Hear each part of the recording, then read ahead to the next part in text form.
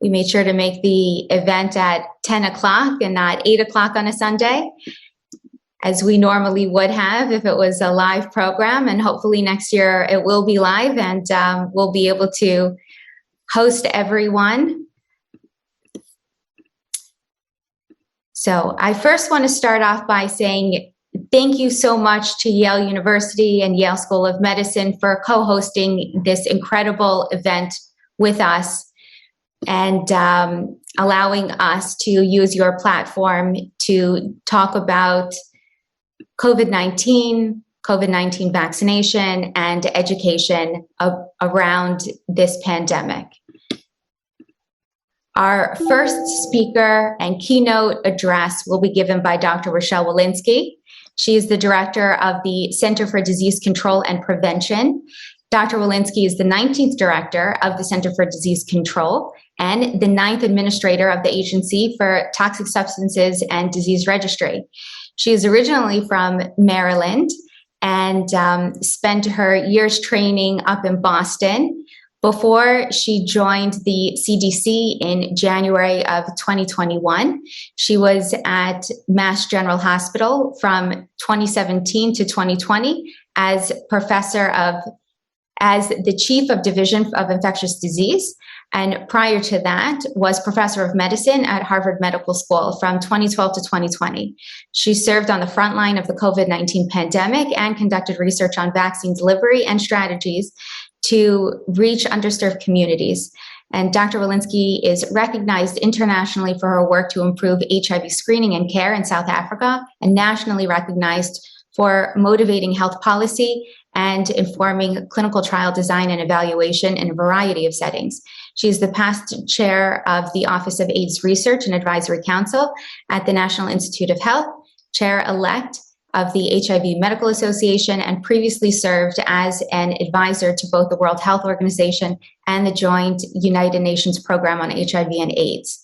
And that is how she originally got started in her field and interest in the Department of Infectious Disease at Mass General. She started off receiving her Doctor of Medicine from John Hopkins School of Medicine and Master's in Public Health from Harvard School of Public Health. So without further ado, I would like to welcome Dr. Wilinsky. Hello, and thank you, Dr. Stoll, for that kind introduction. I am so pleased to be with you, even if today you just have the virtual me. My life is very different than it was just a little over 6 months ago when I left my job as Chief of the Division of Infectious Diseases at Massachusetts General Hospital, and I became the Director of the world's most distinguished public health agency in the middle of the most intense emergency response in its 75-year history. My overall mission is generally still the same as the mission of each of you, to protect the public and to strive to improve health in general, pikuach nefesh. But how I accomplish this, my day-to-day worries, the approach I take, and those I interact with to make it happen are all so very different than what I was doing before. I get to put into practice so many of the lessons I have learned, just like all of you, of how to make sure that we advance evidence-based guidance to improve public health. I am sure each of you remembers the moment COVID-19 first touched your life. I remember when my pager went off on Friday, March 6th, about 10 a.m., alerting me that we had the first case, indeed cases, in Massachusetts related to the Biogen outbreak. I remember doing what I needed to do in the hospital, and then I remember calling my mayor to alert her about our schools, and calling my rabbi as I considered all of those gathering for Minyan and how their age demographic likely put them at among the highest risk. After that initial page, everything changed. Our hospital was quickly overtaken by the pandemic, and during that year, as I worked alongside my colleagues at Massachusetts General Hospital, I was constantly thinking through how we could reach underserved communities, incorporate evidence-based guidance into our treatment, and how we would, eventually, deliver vaccines. You and I have witnessed the tragic costs the pandemic has extracted from society in the sheer enormity of human lives lost, now more than 600,000 lives in the United States alone. patients hospitalized, families impacted in so many ways. I extend my deepest sympathies to those who have lost loved ones and colleagues, to those who have struggled personally and professionally with this disease, its morbidity, and its long, sustained after effects. I know that many of you pay attention to the COVID data and numbers every day, the case counts, the hospital admissions, the vaccines administered, and the community transmission risk. And you are seeing, as we are, that this pandemic continues to pose a real and serious threat. Every day we learn something new about the COVID-19 variants that are an ever-present threat to the progress we have made. We have made a very public commitment to lead with science, but what does it mean to lead with science at this moment, as we are fighting a global pandemic? It means always telling the truth, even when it is difficult, unpopular, or not what people want to hear. By committing ourselves to science, we can follow our true north as an agency and ensure that we protect the health and well-being of our country. And we do this even when it is not convenient. When CDC saw a potential safety signal emerge after administration of the Johnson & Johnson vaccine, we reviewed the cases with FDA, we convened the scientific experts, we accumulated the available data, and we made a decision that used those data to weigh the risks and benefits of ongoing administration. The resulting decision was the right decision, one that was evidence-based and put the public's health first. It was the way that I expect all decisions to be made at CDC. You may be hearing about the vaccine-associated cases of myocarditis. We have given millions of these vaccines, and the cases of myocarditis that are vaccine-associated are extraordinarily rare. They are emerging data that if you actually get COVID-19, the rates of myocarditis are somewhere in the 2 to 3% range. That means if we vaccinate 1 million 12 to 17-year-olds, we can expect somewhere between 30 to 40 cases of myocarditis, which is generally mild and self-limited. Vaccinating the same million 12 to 17-year-olds would prevent 8,000 cases of COVID, 200 hospitalizations, 50 ICU stays, and 1 death. We continue to monitor this situation carefully. Despite all the scientific evidence that vaccines are safe and effective, misinformation can be very persuasive. For example, there have been claims about a link between the coronavirus vaccine and infertility since at least December, when the vaccines first became widely available. Misinformation develops where perhaps there is a gap in the data, making space for speculation. Some will reason, just because something scary hasn't happened doesn't mean that it won't.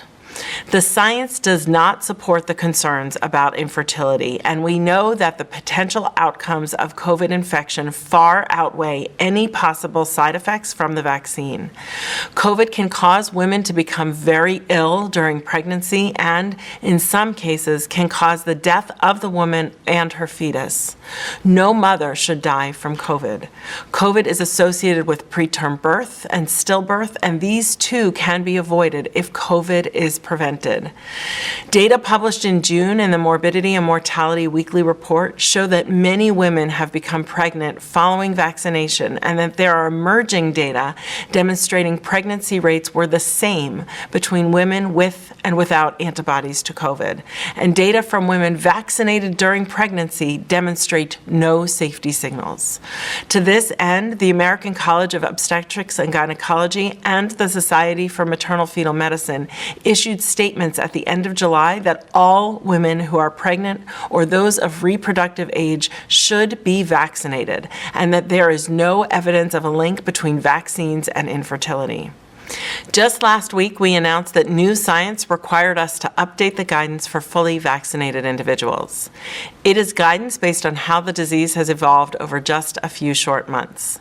In mid-May, the Alpha variant was the predominant strain in the United States, and the science showed us that fully vaccinated people didn't need to wear masks in most settings, whether indoors or outdoors.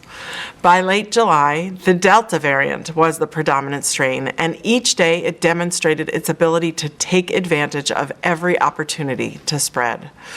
Relying on the current science and the moral imperative to let vaccinated people know they could unknowingly spread disease to others, to their loved ones, we changed our guidance for the use of masks. More and more data demonstrated that those who are infected with the Delta variant have higher viral loads and are more contagious than those infected with other strains of the virus. And there is new evidence that some vaccinated people who are infected with Delta, a breakthrough infection, also have higher viral loads and, importantly, may be contagious. Because of this new science, CDC updated its recommendations for what you can do when you're fully vaccinated and recommends that people wear a mask in public indoor settings in areas of substantial and high community transmission, even if they are fully vaccinated. While the decision weighs heavily, and I understand that this is not information we wanted to hear, it is also an unequivocal decision for anyone who saw the science. With COVID-19 cases increasing across the country, up more than 300% nationally from June 19th to July 23rd, driven largely by the surging Delta variant, we are in a race against time to get more people vaccinated and to end the pandemic. It is important to remember that vaccinated individuals represent a very small amount of transmission around the country. We continue to have good evidence that our vaccines are safe and effective and that they provide protection against the variants circulating here in the United States. The overwhelming majority of COVID-19 cases, hospitalizations, and deaths are in those who remain unvaccinated.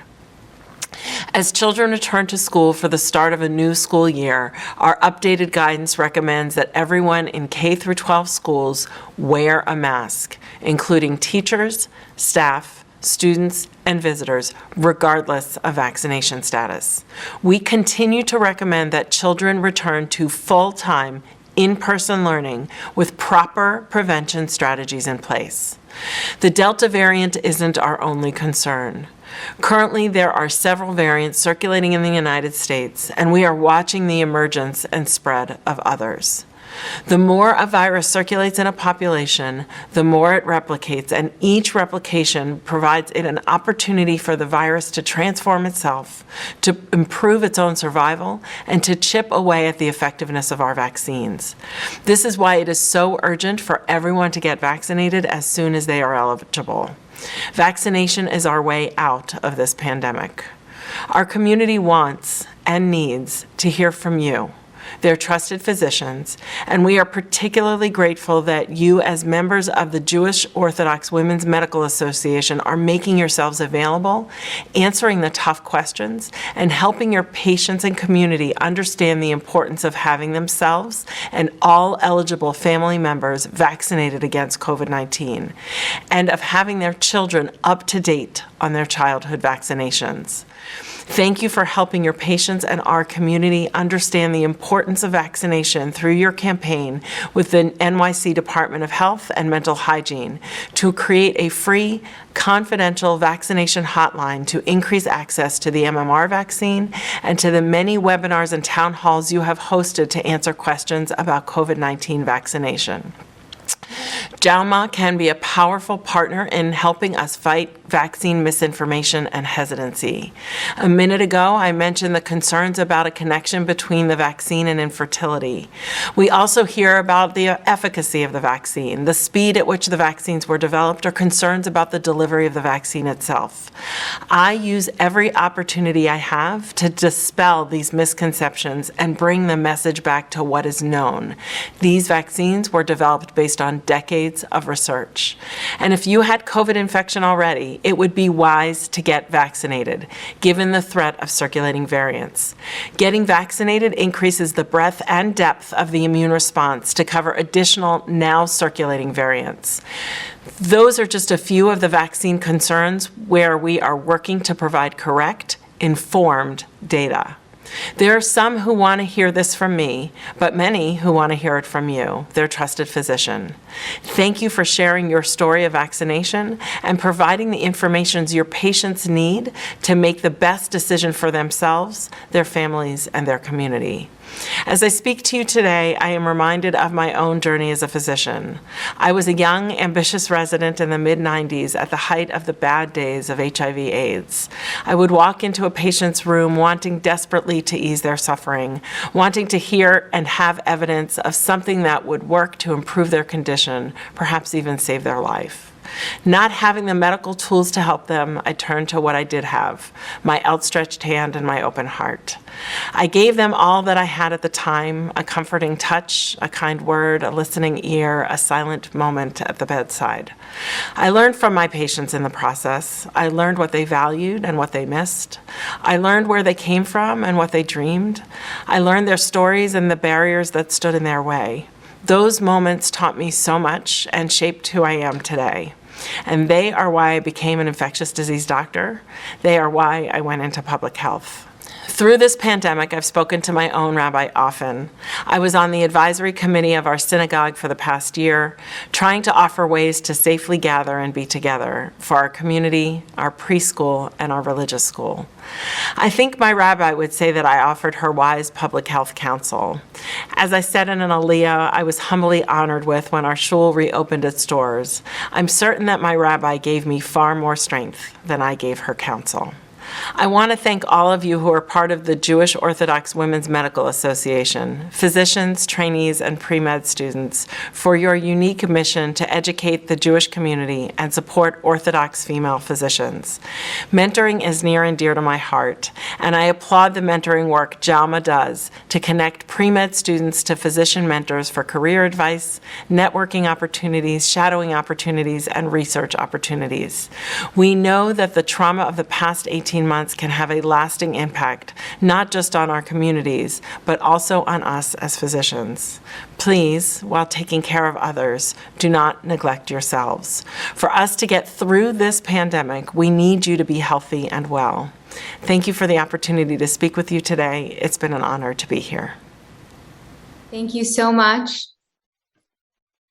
Dr. Wilinsky, for speaking to us.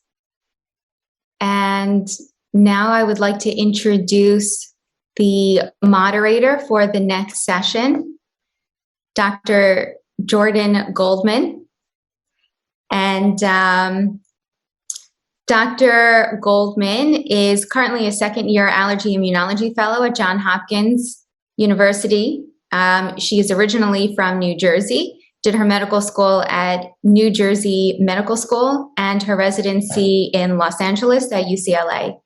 And she will be moderating our next session. I also, because we have a few extra minutes, just want to take a moment to, first of all, thank again Dr. Wilinsky for joining us today and giving us her heartfelt talk about all of the work that we've done, her journey as a physician and as a Jewish woman in medicine, and what it has been like for her for the past year and a half, like it has been for the rest of us, when we speak to our patients and educate our patients, medical students, residents about this pandemic and the importance of prevention.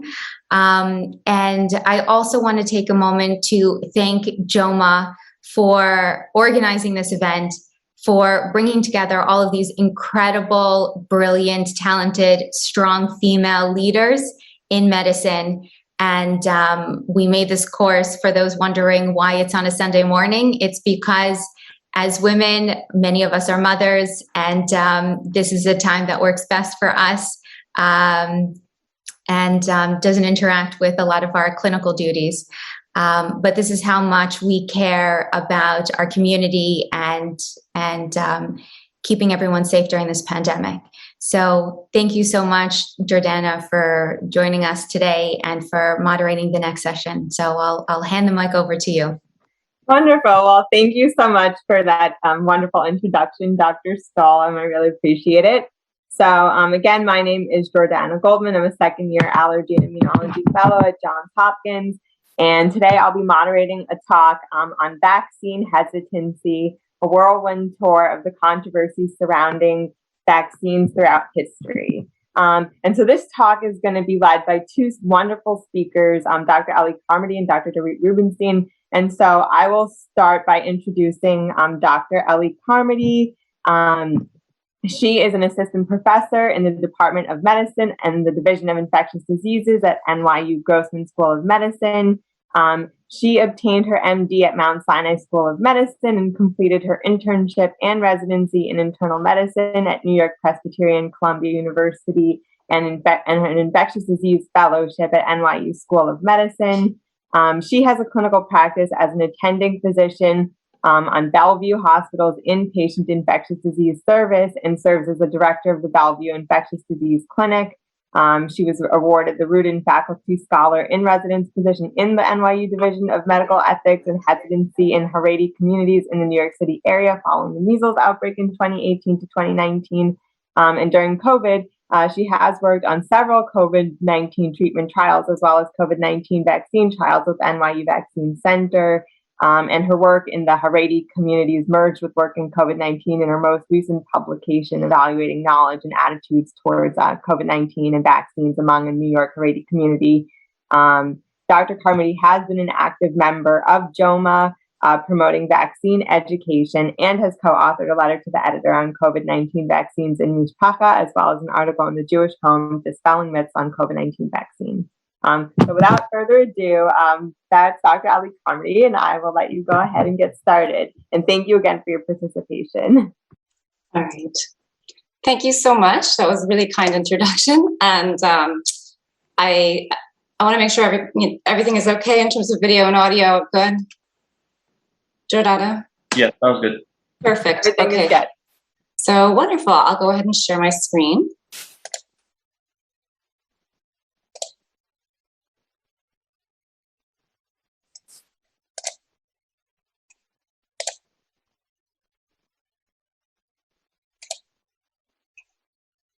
Okay. So thank you very much. It's a pleasure to speak with you today. And I will be speaking about vaccine hesitancy.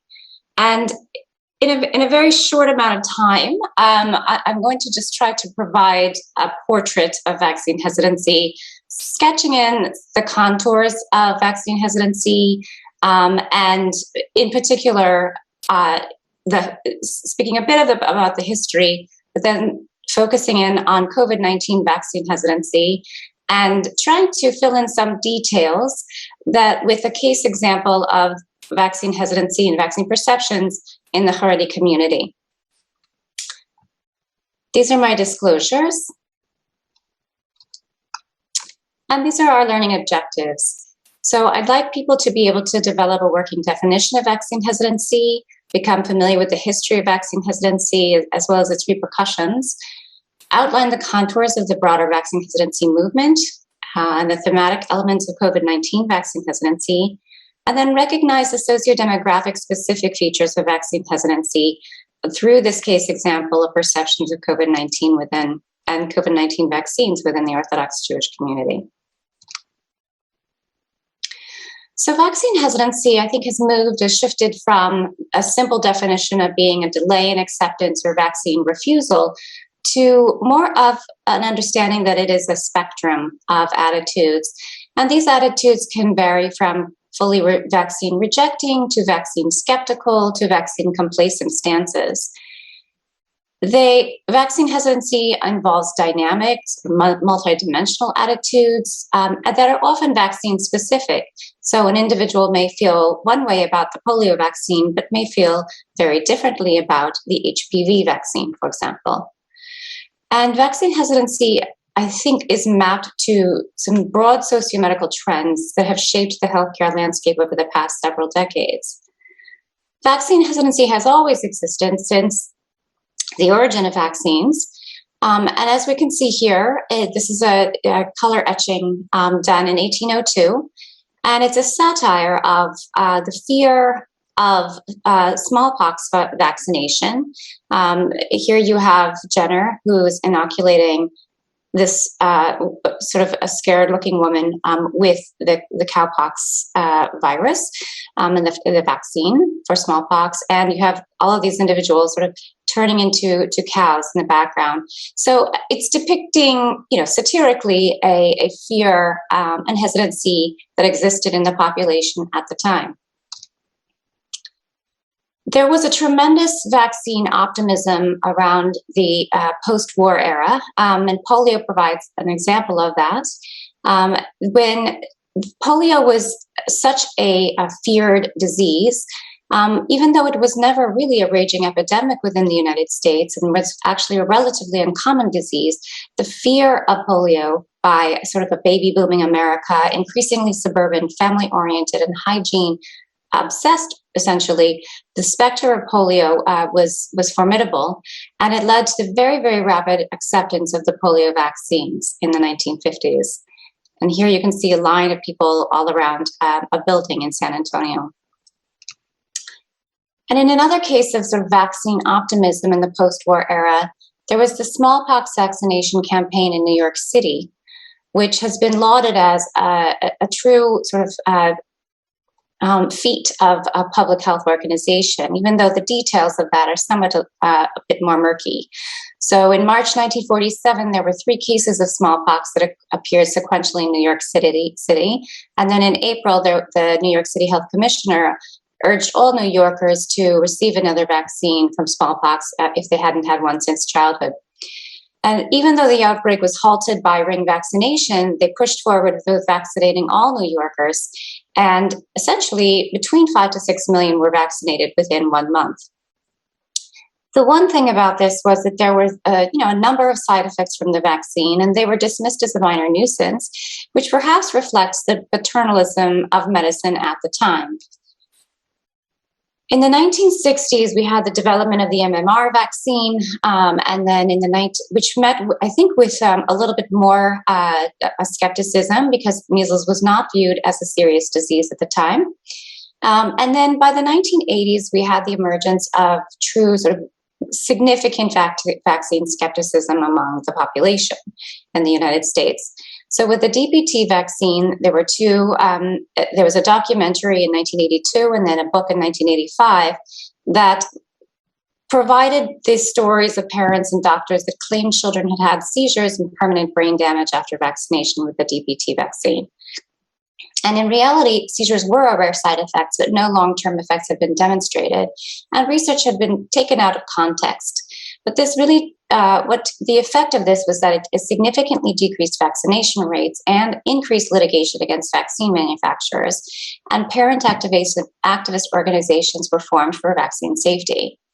And this is what led to the creation of the National Childhood Vaccine Injury Act in 1986, which provided a no-fault system where claims of harm from vaccines could be filed. And then in 1998, we have the well-known article about the MMR by Andrew Wakefield, which was really not retracted until 2010 by The Lancet. And essentially, this claimed that there was an association between autism and the MMR vaccine. This was deemed to be fraudulent, but its repercussions have continued to plague us as a country and actually in the world.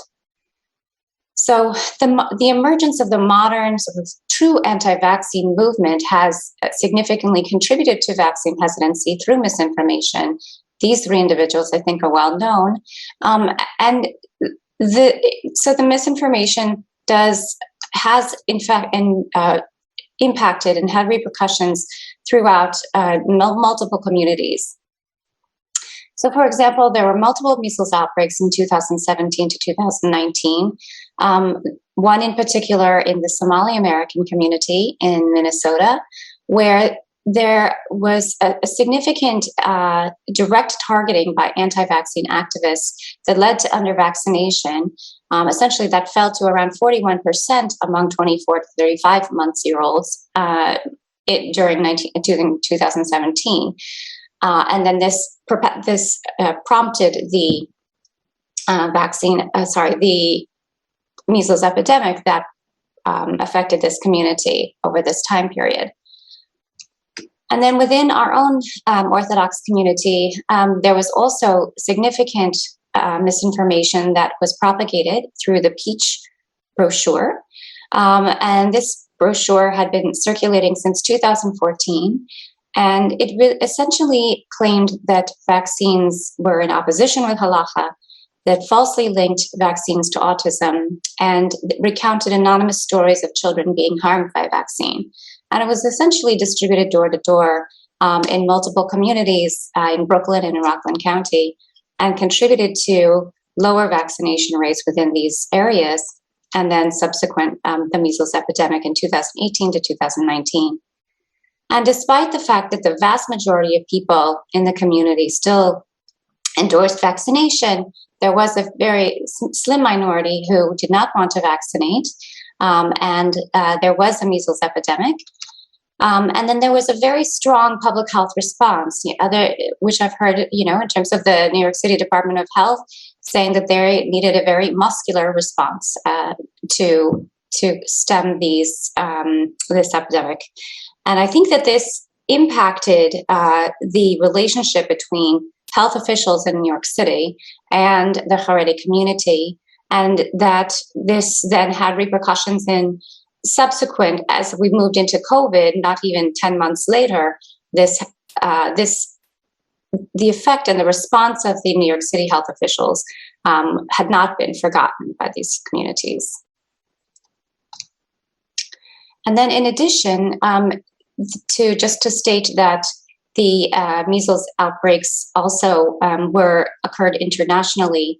This one occurred in Samoa and led to the death of nearly 100 children, with again direct targeting by anti-vax people and the community to lower vaccination rates. So I think that vaccine hesitancy overall can be viewed as a combination or confluence of different factors and different sort of socio-medical movements within the past few decades. And some of these are very good. The patient autonomy movement, healthism, a certain degree of consumerism of healthcare, all of these are somewhat positive movements. But along with that, we have this mistrust of scientific expert advice, distrust of health authorities, perceived pharmaceutical industry influence of scientific knowledge production, which combine in different ways in different communities to produce vaccine hesitancy. And there are different models of understanding vaccine hesitancy that come from behavioral science. There's the 4C model, health behavior, health belief model. And one of the models that I find particularly intriguing is the moral foundations theory. And moral foundations theory states that we have these essentially innate available psychological systems, which are the foundations of intuitive ethics. And then each culture then constructs virtues, narratives, and institutions on top of these foundations, therefore, and thereby creating the unique moralities we see around the world. One of a group actually at Yale looked at these moral foundations or moral taste buds in vaccine hesitancy, and interestingly found that the individuals who value purity and liberty, moral foundations more strongly than others, were more likely to have medium vaccine hesitancy or high vaccine hesitancy compared to low hesitancy individuals. And as we move to COVID-19 vaccine hesitancy, we've seen some shifts in the intensity, the nature, and the reasons for vaccine hesitancy. And we've also seen how views vary over time and across socio-demographic groups, as has really never been fully appreciated before. And I think that the subcategories that I've seen that may provide a fuller picture in the literature consist of sort of these three different perspectives. So those who are deliberators or use deliberation and thus are weighing countervailing considerations, those who distrust, and those who dissent vaccination altogether. Even before the vaccines had emerged, there was significant discussion and opposition on social media. This is by Project Vector, which tracks all of the Twitter and social media mentions of vaccines. And what they saw was that these were the top 5 conversation themes. So essentially negative health impacts in the COVID-19, promoting vaccine ideas around vaccine injury, the pharmaceutical industry discussing how pharmaceutical companies were profiting or going to profit heavily from COVID-19 vaccines, etc.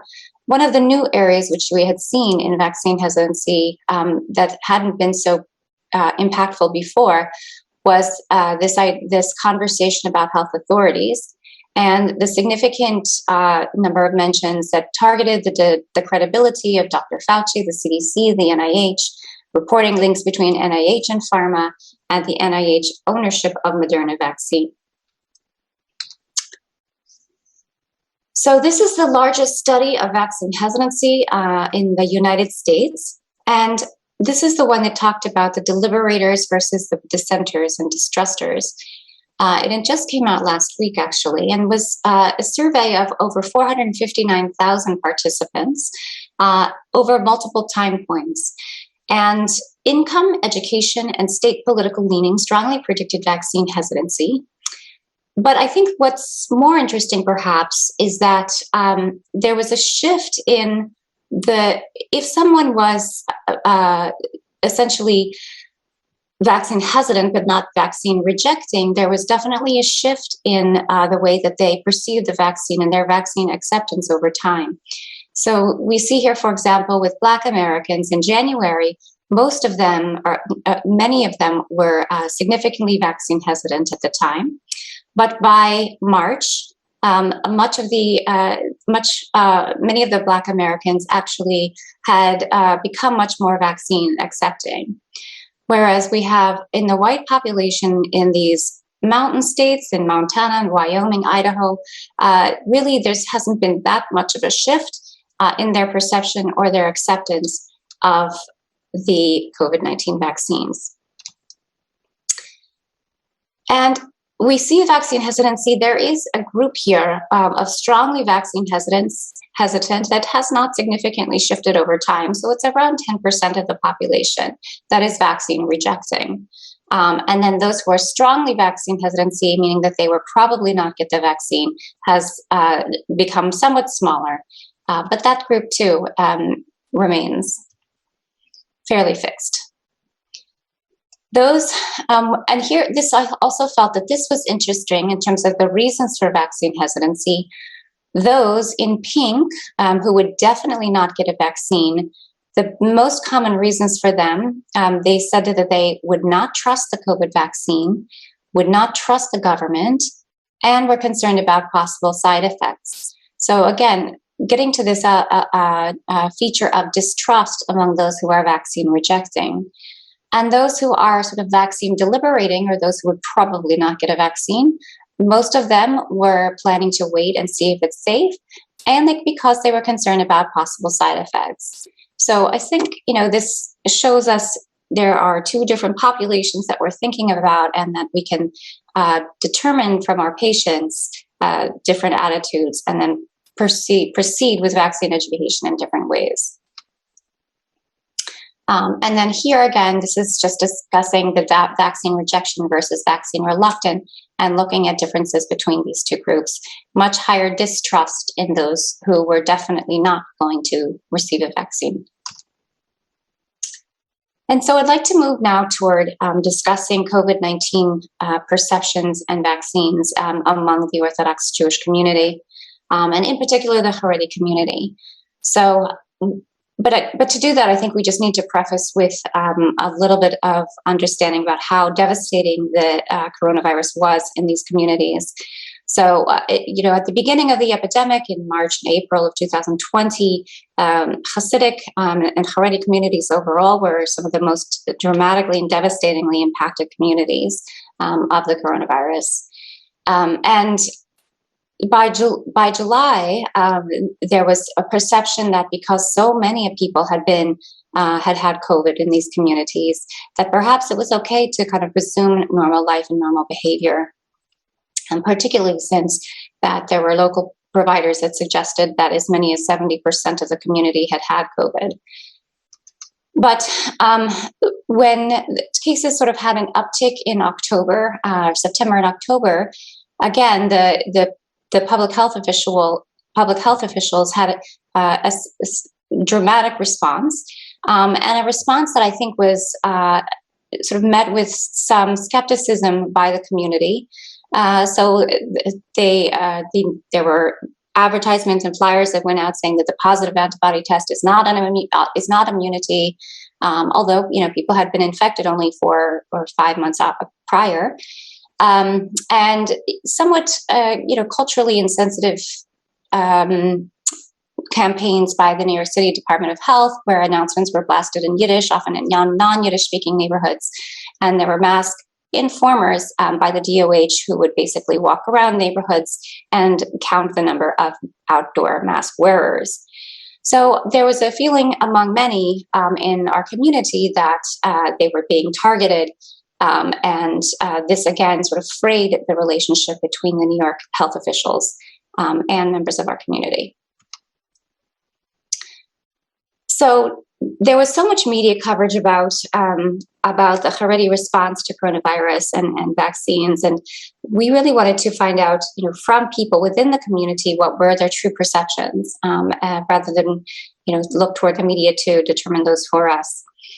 So this is a group at NYU that I've been working with, and we did a survey among members, essentially people who are attending pediatric or medical clinics in Borough Park and Williamsburg, and did a survey for those people in person about their perceptions of COVID-19 and vaccines. So we just had about 100 patients, and this was done really at the beginning of the rollout of the vaccine. Our population was predominantly female and young. And there were the average household size was about 6, and between 3 to 4 children per household. Very few older adults. And we asked about what were the top 3 sources that people trusted the most when it comes to learning about medical information, and those that they trusted the least. And importantly, most continued to trust their physicians and trusted Hatzalah and Orthodox Jewish physician networks, as well as to a lesser extent, their rabbis. But in terms of least trusted sources, people were very skeptical about the major news media, the secular news, in terms of providing information, and also were skeptical to social media and WhatsApp groups from which they received information. And importantly, 1 in 5, essentially 20% of people, felt that their local or state health department was a least trusted source of information. Again, reflecting sort of the frayed relationship between health officials, which I think reflects also some of the complex and perhaps messaging that could have been done better by our public health establishment.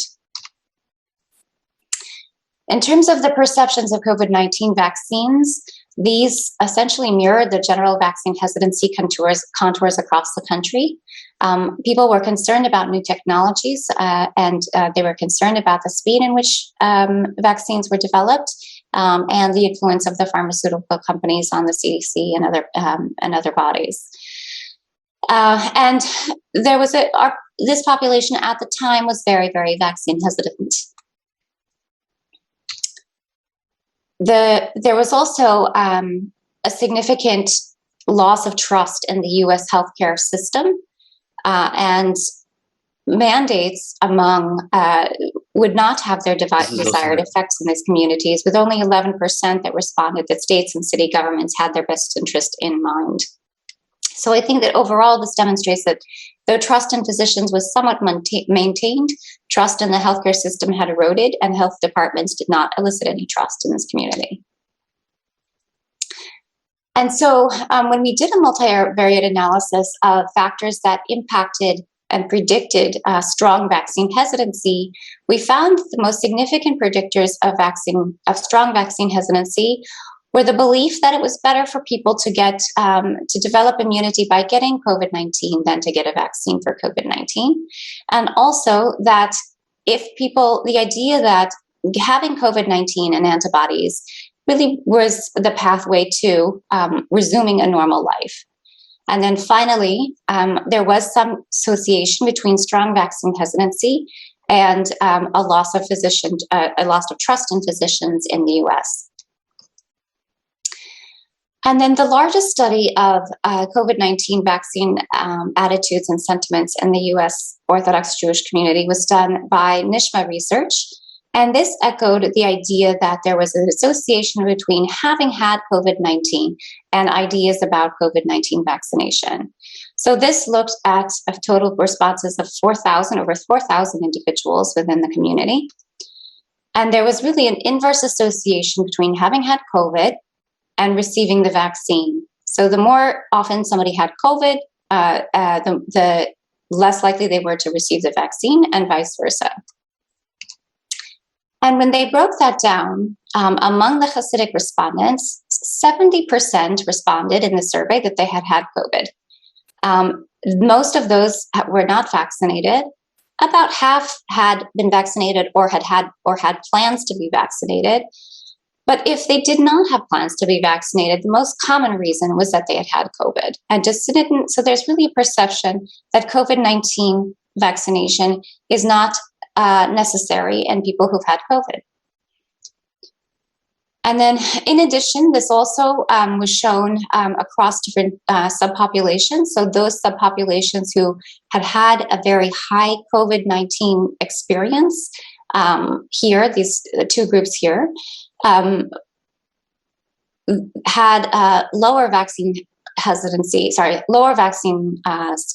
scores, whereas those who had less COVID incidents, this is the modern Orthodox left-leaning, had higher vaccine or had more favorable views towards the COVID-19 vaccine.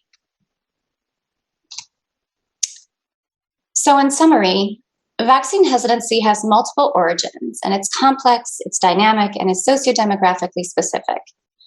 There are multiple behavioral health theories that can explain hesitancy and help us construct interventions. And within COVID-19, I think that the framework of deliberation, distrust, and dissent is relevant towards our messaging and our pursuit of interventions. And I think that messaging around vaccination among highly COVID-experienced communities may need to shift. First of all, I don't know if the needle will be moved until we see hospitalizations within these communities increasing, and that has not been shown to have occurred to date. But I think that we could shift towards thinking about a one-dose boost strategy in the immune fortification, immunologic boosting rather than vaccination of an mRNA vaccine. Because one dose of an mRNA vaccine has been shown to confer robust cross-variant neutralizing antibody capacity. And, it just may be met with more favorable views by people who want the recognition that natural immunity is protective.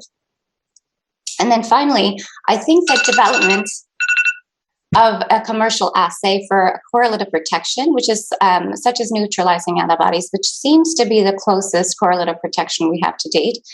If we had that available to patients, that may help those with a history of infection or vaccination determine their need to be boosted. And finally, I think that building trust is critical throughout different communities to encourage vaccine confidence, but strategies to build that trust need to be sociodemographically specific. And with that, I'll just leave you with some provider resources, which of course we can post for you to be able to talk to patients about vaccination, particularly the COVID-19 vaccine. And that's it. Thank you so much.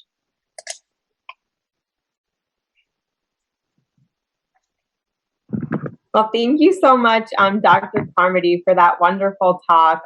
Really relevant. And there are a few questions in the Q&A box. We'll defer those until the end of the second half of the talk. So I'm going to go ahead and introduce our next speaker, who will also be talking about vaccine hesitancy, Dr. Dorit Rubenstein-Rice. She is a professor of law at the University of California, Hastings College of the Law, and she specializes in vaccine laws and policy, including exemption laws and tort liability related to non-vaccination. She published law review and peer-reviewed articles and many blog posts on legal issues related to vaccines. She received an undergraduate degree in law and political science in 1999, magna cum laude, from the Faculty of Law in the Hebrew University of Jerusalem, and she received her PhD from the Jurisprudence and Social Policy program in UC Berkeley. She is a member of the Parents Advisory Board of Voices for Vaccines and the Vaccine Working Group on Ethics and Policy, and she's active in vaccine advocacy in other ways. So without further ado, Dr. Rubenstein-Rice. Thank you. Let me share my screen and make the PowerPoint.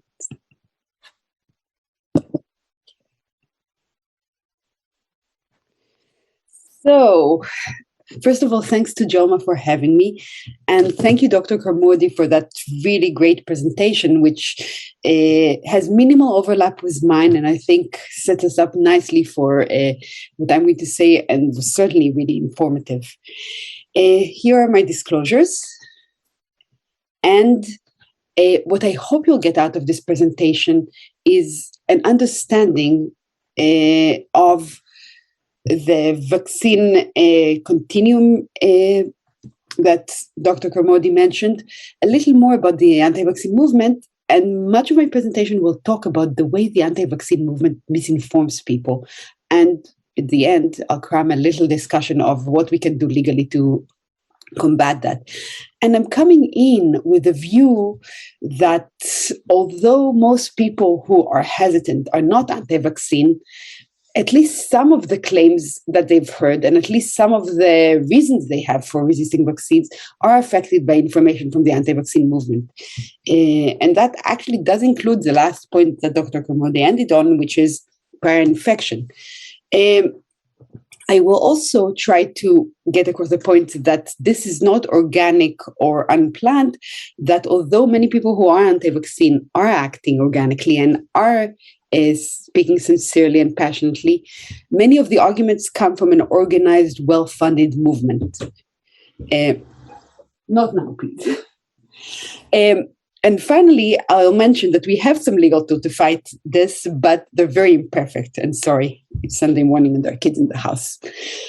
So let's start with the fact that vaccine attitude, as Dr. Carmody mentioned, are not unidimensional and not binary, not yes, no, but lie on a continuum. And this is one version of the continuum. There are several, which suggests that opinions range from people who support on-time vaccination with any vaccines. Doesn't mean they'll necessarily accept COVID vaccines, but they generally support vaccination, to people who will accept vaccine without thinking too much about it, to people who want to vaccinate but are nervous and need reassurance, and all the way to people who have strong oppositions to vaccines.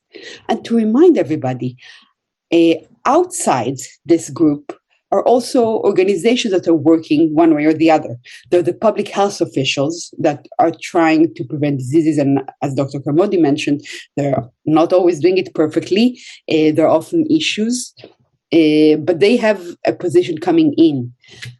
There are immunization nonprofit which dedicate themselves to promoting messages that support vaccine. And on the other extreme, there's the anti-vaccine movement, which is a loose group of organizations and individuals who are not only not going to vaccinate, but are actively arguing against vaccinating and promoting misinformation that can scare others from vaccinating. The anti-vaccine movement, so most of the people most of us will run into are not part of the anti-vaccine movement. There are people who either vaccinate or not. They may be anywhere on this continuum. They may have hesitation. But often they've read things that come directly from the anti-vaccine movement, and that affects their attitude and increases their hesitancy. The anti-vaccine movement is not all one skin. There's several ways to think about it, but you can think about it as having three rough parts. At the top are well-funded, savvy, sophisticated organizers that create content, that work to disseminate it, that have very large social media reach or very large other reach, and for whom this is often a business. Doesn't mean they don't believe what they're saying, but they also are professionally acting to create anti-vaccine content and disseminate it. In the middle are medium and large influencers who are not necessarily the content generator, but share, promote, and spread the anti-vaccine misinformation. Some of them are community leaders that reach the community, and some of them are just general audience influencers. At the bottom, those are the ones that most of us are likely to meet on common threads and elsewhere, are the grassroots activists. Those are people that passionately believe the content of the anti-vaccine movement, share it, go into group and try to persuade others. And by and large, obviously people vary, but most of them are passionate, sincere, and well-intentioned, and that comes across. They're saying things they really believe in, but often they haven't generated the content that they come up with. And notice that there's a bit of a two-way information flow here. Grassroots activists find, for example, stories of vaccines harm and send them on to the organizers that then put them together in ways that impact others. But the organizers also give the grassroots activists talking points. And note that at the organizer level, this is a fairly large business. If we look at two of the largest anti-vaccine organizations, the Children's Health Defense or Informed Consent Action Network, they receive millions of dollars in donation. It's certainly not as large as a company or as the pharmaceutical industry, although in the background is also the alternative medicine industry that does contribute to them. But compared to a nonprofit, this is a pretty substantial amount of revenue, and the organizers themselves generate an income from their efforts. This is not just out of altruism and out of belief. Again, doesn't mean they don't believe. You can believe and also have a financial stake. Generally speaking, even before COVID, the anti-vaccine movement used a playbook to convince others that vaccines are bad. And even before COVID, the anti-vaccine playbook had kind of a 5-part narrative. I'm not going to focus on this. I'm going to go straight into COVID, but I do want to make a point that what I'm talking about in relation to COVID is not a new thing. It's a continuation of some of the themes that Dr. Carmody described for us as we went, as she took us through the history, adapted to COVID-19. The anti-vaccine movement hasn't really changed what they do and how they do it. They're continuing to follow the same tactics they used before. It's just that we're in an unusual time and they have a moment of opportunity that doesn't depend on what they did. So let's talk about COVID-19 vaccines and how the anti-vaccine movement organized to fight them. And I will mention that the anti-vaccine movement has been mobilizing to fight COVID vaccines since long before the vaccines were anywhere near distribution. As early as March, they were talking about the fact that this is a moment of opportunity, that they can now reach more people, and that they need, and they started preparing the ground and talking about COVID-19 vaccine then. They do not have reach into the general population, or did not at the time. But for reasons that I'll get to, their information seeped into mainstream media, at least in some ways, and had a disproportionate effect during this pandemic. So the same playbook that I mentioned applies during COVID-19. The anti-vaccine movement is trying to convince us that COVID-19 is not that dangerous, that the vaccines are bad, that a big they is hiding treatment, that there is a conspiracy to harm you, and that's about civil rights. Let's break this down a little more. Since the beginning of the pandemic, anti-vaccine activists have argued that COVID-19 is being misrepresented, that the deaths are counted, that COVID-19 is only a risk if you have certain characteristic. And by the way, implied in this is a level of blame, saying you're at risk if you lived your life in certain ways that set you up for harm. And why should I have to do anything to protect you from the harm that you've caused yourself? That's the message you hear from the anti-vaccine movement. They continuously argue that the numbers of deaths are fudged. That had several reiterations, from claiming that death certificates are misrepresented to claiming directly that numbers are overstated, to claiming they haven't told you that most of these people are old, as if old people dying isn't important. That's the subtext. In an extreme example, anti-vaccine activist Del Bigtree urged his listener to go out and catch that cold, referring to COVID-19, calling for them to really expose themselves to get it over with. The anti-vaccine movement always believed vaccines are bad, and it's using very similar arguments to what it's used for other vaccines toward COVID-19 vaccine. In the extreme case, several cases of deaths that never happened were alleged. For example, a nurse in Tennessee, Tiffany Dover, fainted shortly after her vaccine, was revived within minutes, but the alternative media exploded with claims that she had died and accepted no counter. In other cases, every death that happened within 2 weeks after receiving a vaccine is attributed to a vaccine, and there are many such stories out.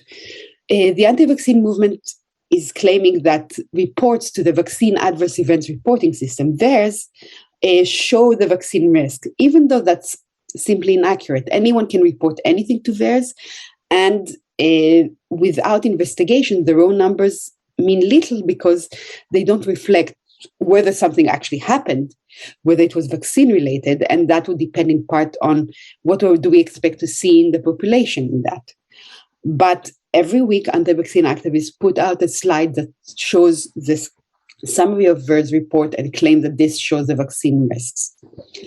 They also, as Dr. Walensky took us through, make claims about specific risks that they attribute to the vaccine, such as infertility, such as Bell's palsy, and other risks, often without or against the evidence. The anti-vaccine movement also claims that we don't really need vaccines because there are treatments and they're being hidden. The biggest iteration of that during this pandemic was the debate around hydroxychloroquine, where without good evidence, early claims were made that it's a magic cure against COVID-19. The claims were not supported by the data that came out, but they're still being made. Even now there's a move to describe ivermectin as an alternative treatment. And very early, the claim was that vitamins would prevent any harm from COVID-19. There were several anti-vaccine activists who were aggressively selling large doses of vitamin C as a counter to COVID-19. And the argument here is there's a treatment, they're hiding it to set you up for getting the vaccine.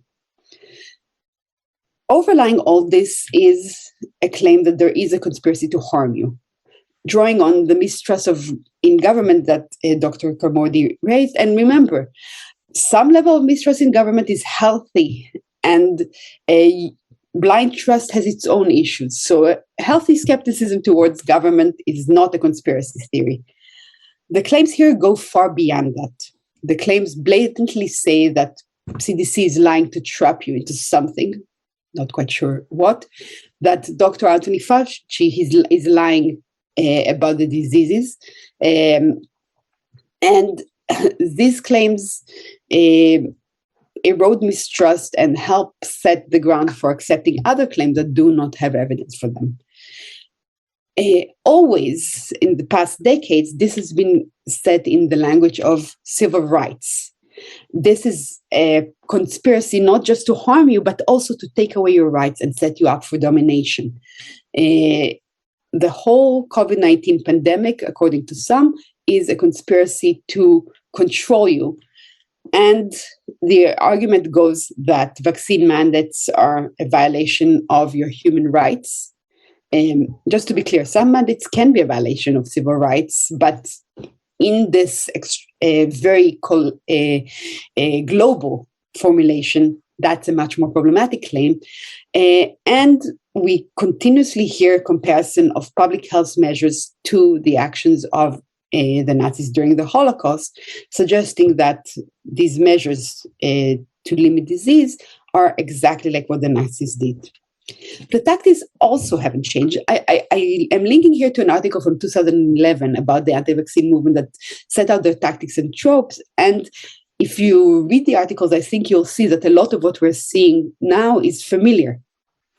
Arguments that prioritize anecdotes over data, are putting out the touching, painful story of the person who claims to have been hurt by COVID-19 vaccine to counter data that suggests that serious harms are real. That's usual. That's always been the case. There's been an effort to counter that by, for example, humanizing COVID-19 victims and putting out their stories. But we're seeing a lot more anecdotes from the anti-vaccine side than public health. Skewing the science is a tactic that involves pulling out one or more studies that support your point of view, pointing to that and ignoring the rest of the data. Sometimes those studies are flawed. Sometimes they're not flawed, but are very limited. Sometimes they don't show exactly what the person using them says. And sometimes they are exactly what is said, but they're only one part of the data and the full data is being ignored. Again, that's a really common tactic on the anti-vaccine movement. Drawing on experts that aren't really experts.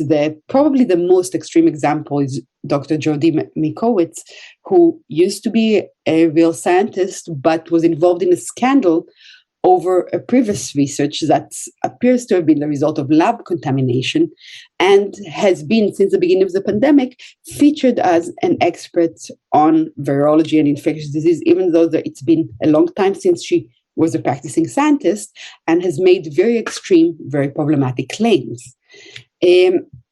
Outright misrepresentation, going back to the nurse in Tennessee who fainted and the claim that she has actually died.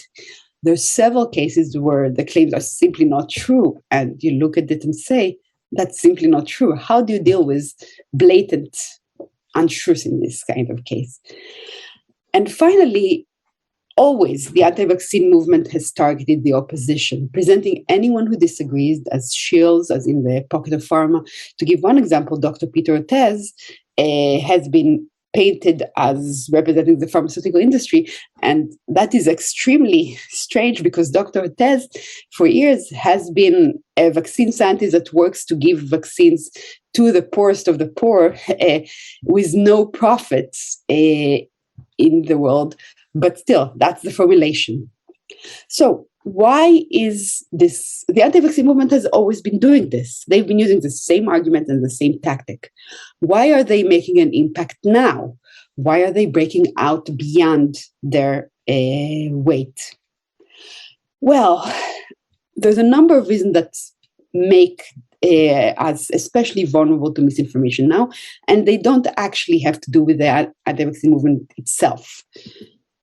The pandemic has been a global trauma. It affected many people's lives. Hundreds of thousands of people died.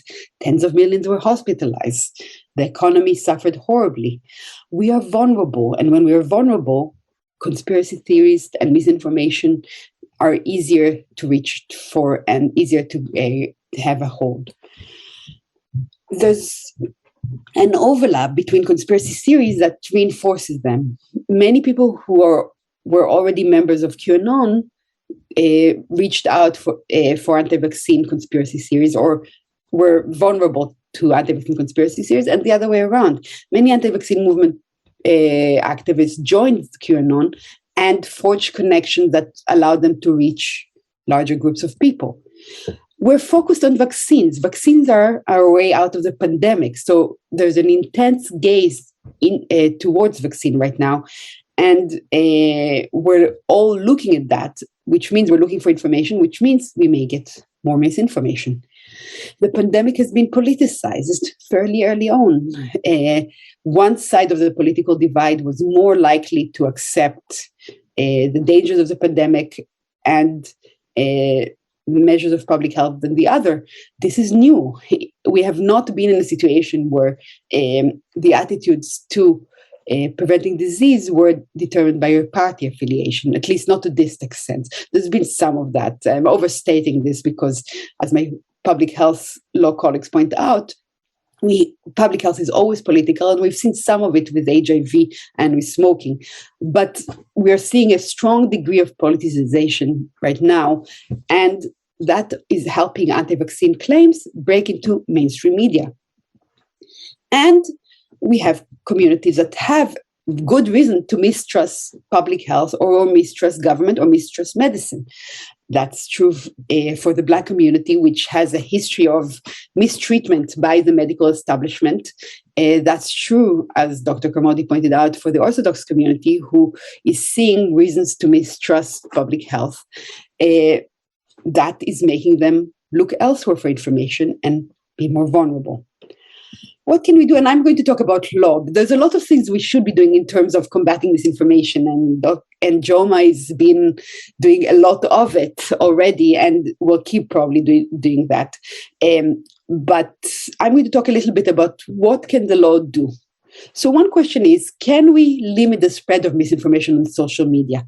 And the answer is maybe, to some degree. It's tricky. Government can probably not limit content shared on social media because of the First Amendment. It cannot intervene in content-directed ways, at least not without being challenged in courts and challenged with success. Social media has been acting to deplatform or limit reach. I would say that that's a mixed bag. Social media companies act bluntly. One of the problems we've run into with social media acting to limit anti-vaccine misinformation is they can't tell the difference between misinformation and debunking. So pages that debunk misinformation are also getting hit by efforts. That's a problem, but social media has acted to reduce the harm, maybe not enough. Can we sue in torts? Again, maybe. And right now I'm focusing on suing in torts the people who promote misinformation, not people who don't vaccinate. We have several specific torts that are directed at people who spread misinformation that causes harm to others. They are hard to use, and they're hard to use again because the First Amendment makes it different. Maybe we can push social media to act more by modifying Section 230 of the Communication Decency Act, but we need to be really careful with that because the reason social media is protected from liability is that it fulfills an important role, and targeting it for suits can hamper its general usefulness. We can also fix some of the problem we're seeing in the rollout of the vaccine more generally. And I'll stop in 2 minutes. One is, right now, we are providing compensation for vaccine harms in a very limited way. We're using the Counter Injuries Compensation Program, which is really hard to use and has provided very limited compensation. We could move COVID-19 vaccine compensation to our more general program, the Vaccine Injury Compensation Program, which is much more generous, and having easily available compensation may increase confidence. We need to make sure to be transparent. Information given is often not accessible or confusing or hard to read. We need to keep working to improve our messaging and our information. Obviously, I'm going a little bit outside the law here. And we can provide leaders of communities who are mistrustful funds, knowledge, and tools to work. Generally, to increase vaccine rate, we have a whole range of legal options. That doesn't mean we should use them. In fact, we should use the least coercive that we can. But we can, for example, as we're already seeing, condition access on things to vaccines, use mandates. We can require transparency. We can provide incentives to people to vaccinate via the law. Remember that the law has three major roles. One is, to some degree, to coerce, to push people to do something they don't want. But law can also enable. For example, one of the reasons we're seeing low vaccination rates in some community are severe access problems. We can improve vaccines by providing required work leave for states that haven't provided it yet to get the vaccine, required paid leave for people who have temporary side effects from the vaccine. We can improve vaccine rates with nudges, transparency, have workplace publish, have businesses publish what the rate of vaccination is, and so forth. We don't have to reach for the heavier tools. We can use law to increase vaccination rates by creating an environment that supports vaccination. That's a lot to cover. I'm going to stop here, and I look forward to your questions.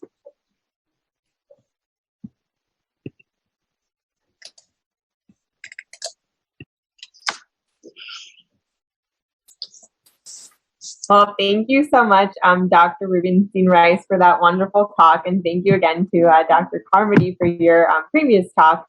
So we're now going to move on to our Q&A session. Looks like we only got one question specifically directed, so I'll start with that one. So first question I have here for Dr. Carmody. An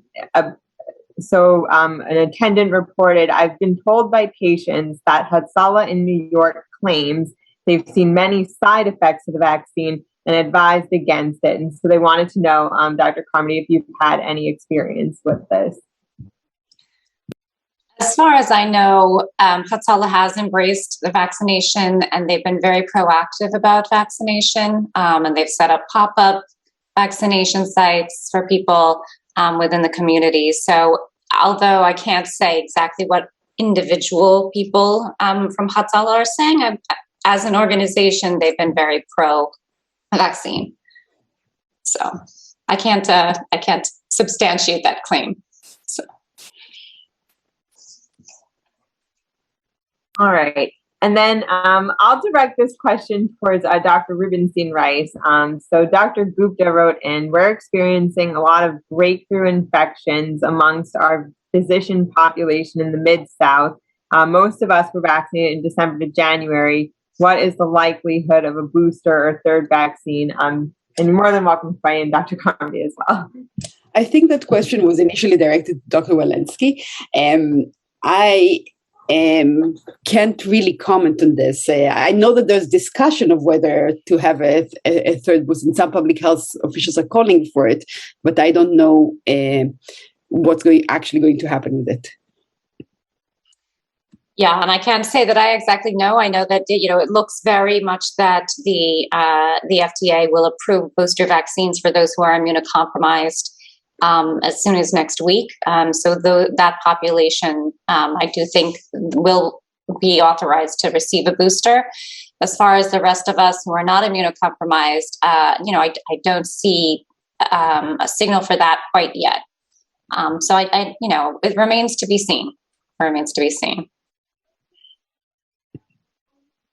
And then another question that was asked, is there any evidence regarding reinfection that can be used to sway previously infected people to vaccinate? So I'll kind of leave it open-ended.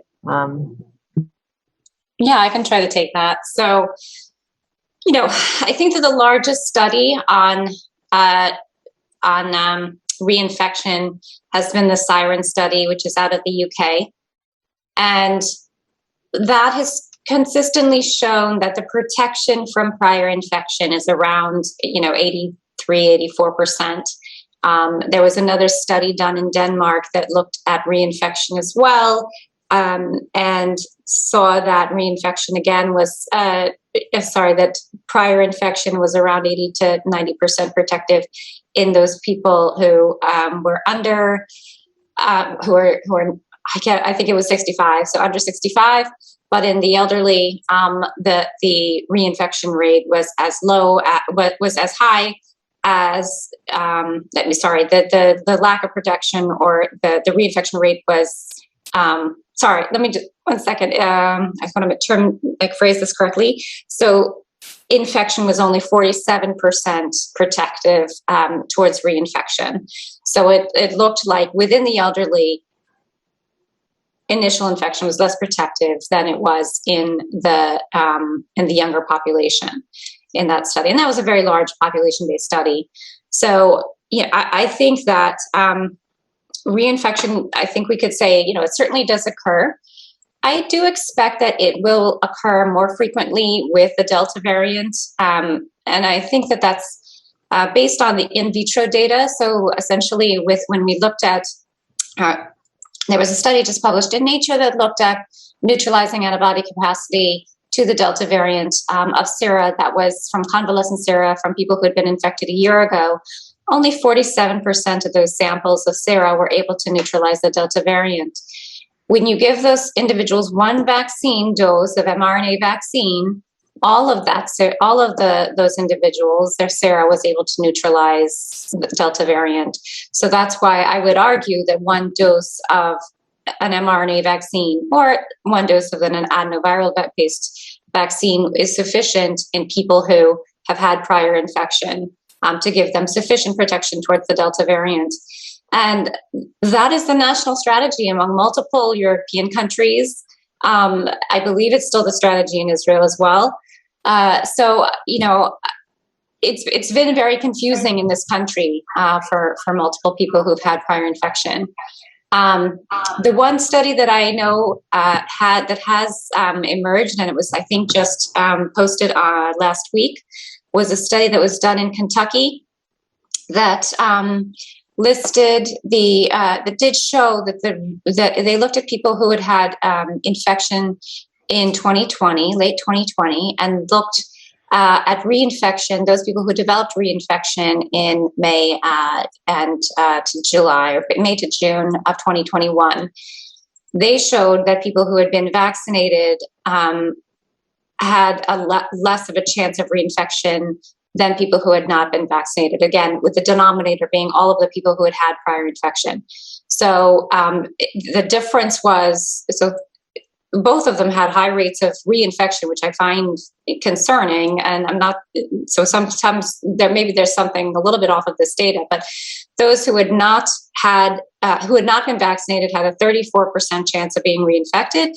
And those who had vaccination, full vaccination, meaning 2 doses of an mRNA vaccine or 1 dose of the adenoviral vaccine, had a 20% chance. So it was still 20%. I think that was a small retrospective case control study. It would be really nice to have a prospective study being done. And I'll stop there. I see a couple of questions about mandates. Is it okay if I take them? One question here is, will we see more vaccine mandates in different companies? And can I comment on the religious exemption? And I think the answer is we'll probably see some more. I think companies are increasing their confidence. One of the reasons that we haven't seen as many mandates is that companies have been concerned about the fact that this is a vaccine under an EUA and whether it's legal to mandate a vaccine under an EUA. And there's some more indication that that's legal. One court decision, the only court decision on this so far, supported the mandate. And the Office of Legal Counsel of the President came out with a memo supporting a mandate under an EUA. So I think we'll see more. For the workplace, for customers, companies don't have to give a religious exemption. They can, but they don't have to. For employees, they probably do, because the Civil Rights Act of 1964 protects employees with sincere religious objection to a workplace rule. However, it only protects them if it's not more than a certain burden, and it only requires the employer to accommodate. So saying you have to mask and test if you're not vaccinated is within the law. That's an accommodation. You don't have to vaccinate, but you have to mask and test. For the other question was about states that have school immunization mandates without religious exemptions.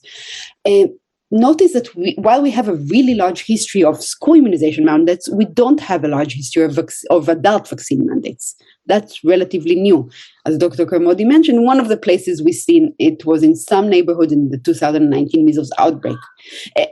New is inaccurate. It's been used in the early 20th century, and we haven't seen a lot of its things. So adult mandates are going to be new grounds. We haven't seen many of them. We've seen some states move towards a soft mandate, vaccinate or test. And I expect we'll see that challenged, but those are really hard to challenge because it's kind of accepted at this point in the pandemic that you can test your workforce or you can test people. So if you have a testing option, the mandate is not really as that big a mandate. It gives you a reasonable alternative to vaccinating, which I think will make core challenges harder. But I expect we'll see more action. One question, the last question I'll answer, and I think the other question is more to Dr. Carmody, is wouldn't creating paid work leave for patients who have side effects create an incentive to have side effects? And I think that there is that concern. Every time you have a system, people abuse it, but we're talking about 1 or 2 days of paid sick leave. So I don't know how extensive that kind of abuse will be, but I think given if it encourages people who are nervous about missing a day or two of work to vaccinate, it's probably worth it. But it is a concern.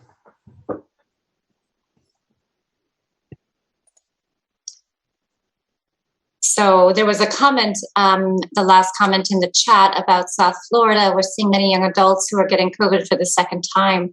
They aren't as sick the second time, but are transmitting the virus to their children who are getting very sick, likely the Delta variant. None of these people were vaccinated.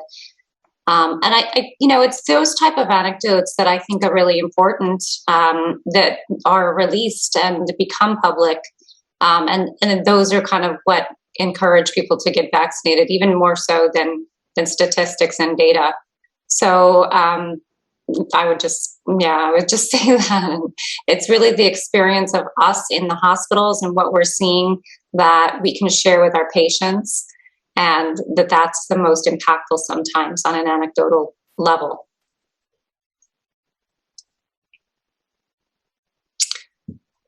Then there was also the comment about that some of our patients in the Orthodox community are not even accepting hepatitis B vaccine. And, I think that yes, that's definitely perception. And I think that what's happening is there's a consumerism mentality here, and this is what's best for my child. My child is not a population. So my child has a very, very low risk of hepatitis B because I don't have hepatitis B. Nobody in my household has hepatitis B. Where is my child going to get hepatitis B? Why should my child receive this vaccine at birth? And you compare that with, we know that hepatitis B vaccination at birth is really essentially to eradicate hepatitis B from the population so that we can really get rid of this, which is, carcinogenic and an awful, awful virus that I take care of every day. So I think that there's a discrepancy between, there's a movement towards people who want, as individuals, they want vaccines to be tailored to their children and their families as individuals. And there's a perception of risk in individual families and communities, and that is discordant with what is trying to be accomplished on a population level. So I think that that's really the reason for a lot of this hesitancy.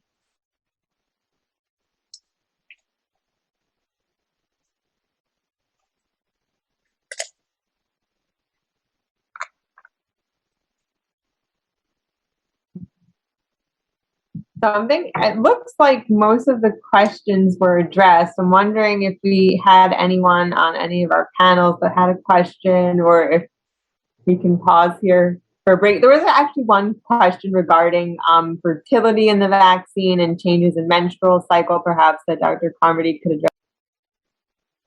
Sure.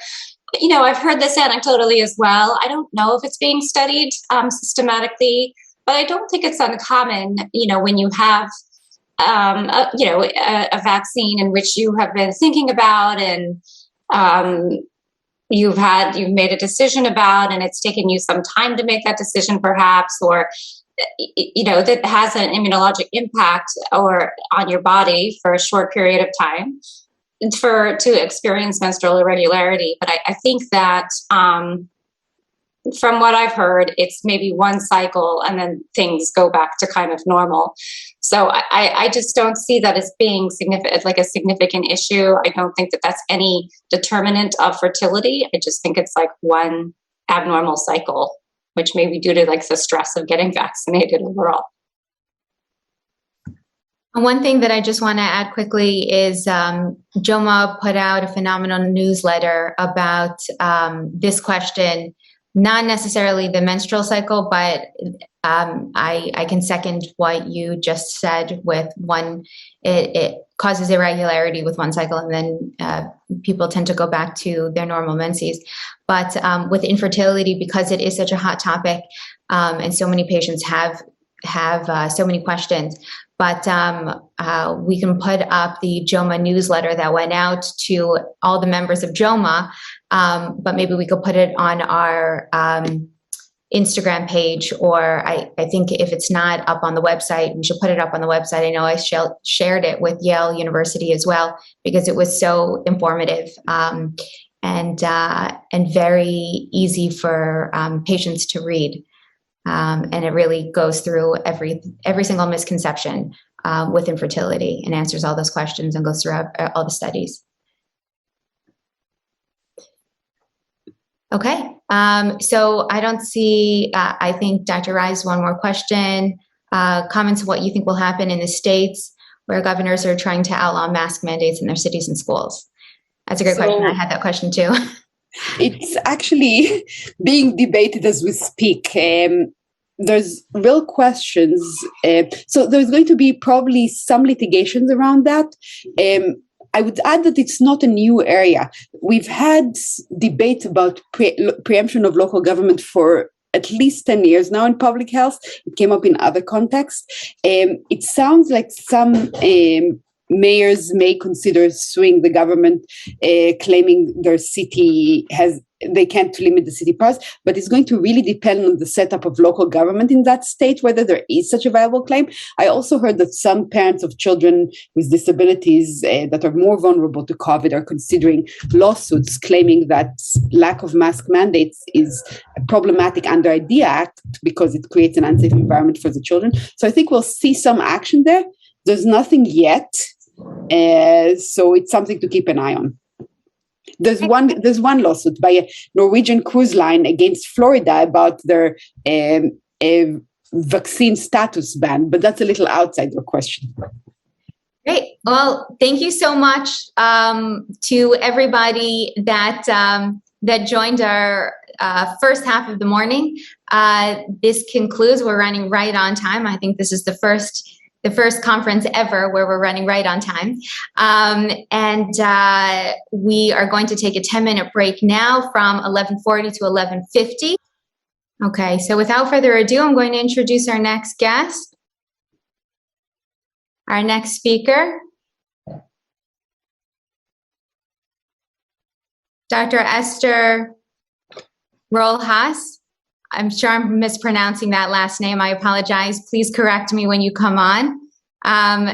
Dr. Rojas is a child, adolescent, and adult psychiatrist. She has a private practice serving the New York and New Jersey, and works in Montefiore Medical Center's group-based intervention, GABI program, treating parents and children who have been exposed to trauma and are affected by disparities in multiple systems of care. She has particular interest in pregnancy and postpartum mental health, bonding and attachment, and family psychotherapy. She's a graduate of Stern College for Women. Esther received her medical degree, mispronounced, School of Medicine with distinction in medical education. She received the Leah Dickstein Award for Medical Student Creativity and Leadership from the APA's Association for Women Psychiatrists. She completed her general adult psychiatry residency and her child and adolescent fellowship at Montefiore Medical Center with awards in family therapy and medical education. She's passionate about reducing the stigma of psychiatry and encouraging safe and open dialogue about mental health. So without further ado, thank you so much for joining us today. Good morning. Thank you all for joining. Today we'll be talking about the mental health implications and some treatment options for the COVID-19 pandemic. I do not have any conflicts of interest to disclose. The learning objectives for this morning are to identify changes in distress reactions, risky behaviors, and psychiatric conditions during the COVID-19 pandemic. We're going to consider mental health outcomes by demographic variables such as parenthood, gender, age, and race. Identify stressors and sources of moral injury for healthcare workers during the COVID-19 pandemic, and brainstorm recommendations for reconstruction and healing within healthcare. This is an overview of what we'll be talking about today. We'll be talking about distress reactions, risky behaviors, and psychiatric disorders that have all increased over the course of the pandemic. And we'll be talking about them in the context of special populations, parents, children, older adults, racial considerations, first responders, and essential workers. And for the essential healthcare workers, we'll be talking about stressors, moral injury, and some resources that can be at your disposal. Finally, we'll talk about resilience and our plan moving forward. In March 2020, the American Psychiatric Association called an emergency meeting and gave a lecture about disasters and what to expect in the upcoming COVID-19 pandemic. In their lecture, they talked about multiple responses to disasters, including distress reactions, risky behaviors, and psychiatric disorders that are all known to increase during the course of a disaster. This is a survey that breaks up demographic groups for individuals who say their lives have been disrupted by the coronavirus pandemic. And when I first saw this survey, I was puzzled of why it wasn't 100%. Whose life has not been disrupted in any capacity by the coronavirus outbreak? And then I looked at when this study was conducted, March 25th, 2020. I think that the data would be different now. Everybody's life has been disrupted in some way by the coronavirus pandemic.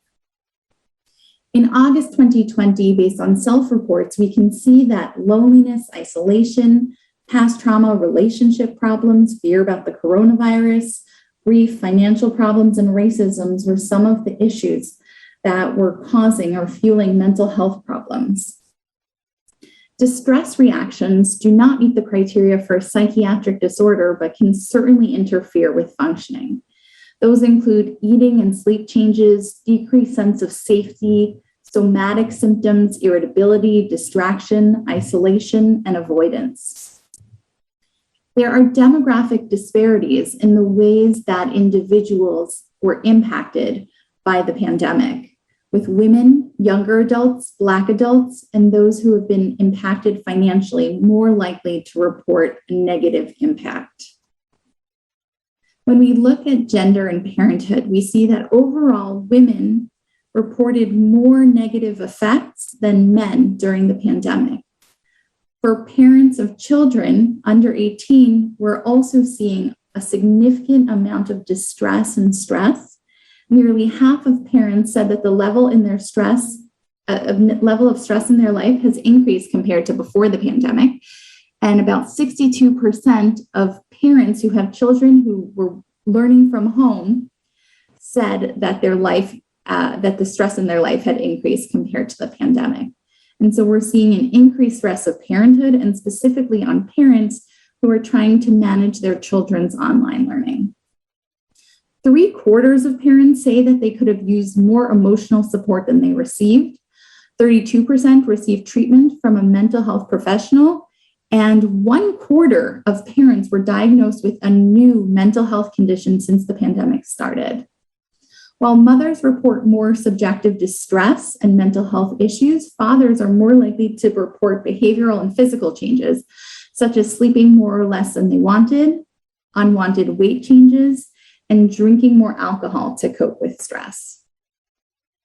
If you remember this article in the New York Times back in February 2021, you can remember how important it was. It was essentially an expose on what mothers have been going through while trying to work at home, manage online schooling, and childcare simultaneously for months on end throughout the pandemic. I had never felt more seen by an article in the New York Times. They provided demographic information and statistics about the number of jobs lost by women in the pandemic. And 32% of the women who had lost jobs said that that was attributed to childcare. A psychiatrist pointed out that this isn't burnout. Mothers aren't experiencing burnout. It's a systematic failure to take care of women and mothers. 66% of mothers with partners say they are chiefly responsible for childcare versus 24% of fathers. When we look at children, we see that they are one of the demographic groups who fared the worst in the pandemic. More than half of parents said that they feel that their children could have benefited from receiving treatment from a mental health professional since the pandemic started, and particularly affected were tweens aged 8 to 12. Research shows that at least 70 to 90% of children were found to have worsening behavior during the pandemic. For children 3 to 6 years old, symptoms of clinginess and fear of family members being sick were primary. And for older children, they were more likely to experience inattention and persistent inquiry about COVID-19. For all age groups of children, there was seen increase in irritability, inattention, and clinging behavior, as well as disturbed sleep, nightmares, poor appetite, agitation, inattention, and separation-related anxiety. The extent of the impact on children was dependent on multiple factors, including their developmental age, their educational status, whether they had special needs, pre-existing mental health conditions, their economic status, and the child or parent being quarantined due to infection or exposure. Older adults, as we know, were disproportionately negatively affected by the physical effects of the pandemic, including more severe complications and higher mortality from the virus, disruption to daily routines, access to care difficulties, and difficulties adapting to technologies, including telemedicine. Social distancing was implemented to reduce the spread of the virus, but it also had unwanted consequences in terms of increasing social isolation.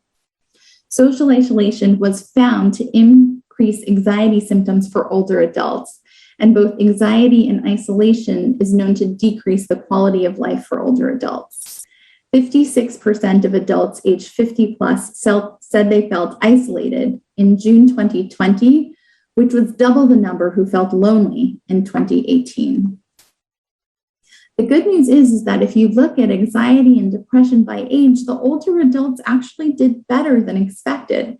There have been multiple studies that found higher resilience to the mental health effects of COVID in community-dwelling older adults. There are many reasons that have been speculated as to why that is, but one hypothesis is that wisdom is often found to a greater extent in older adults compared to younger adults. Wisdom is a personality trait comprised of pro-social behaviors like empathy and compassion, emotional regulation, ability to self-reflect, decisiveness, social advising, and spirituality. And these have a protective effect on loneliness. In terms of the racial disparities and the mental health disparities as divided by race, there could be an entire lecture devoted to this. In brief, we know that racial outcomes from COVID-19 were worse for BIPOC individuals in terms of the number of cases, hospitalizations, and death. And that placed a tremendous burden on BIPOC communities because of higher death rates and more grief for family members and communities. There were also disproportionate social and financial vulnerabilities that increased African Americans and other people of color's levels of stress.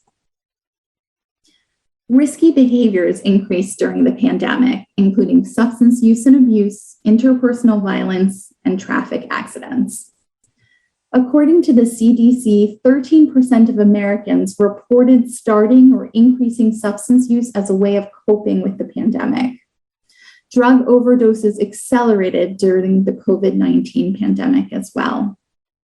In an NYU survey, respondents said that 29% reported increasing their alcohol use during the pandemic. And the demographic that was most likely to report increased alcohol use were younger adults under 40.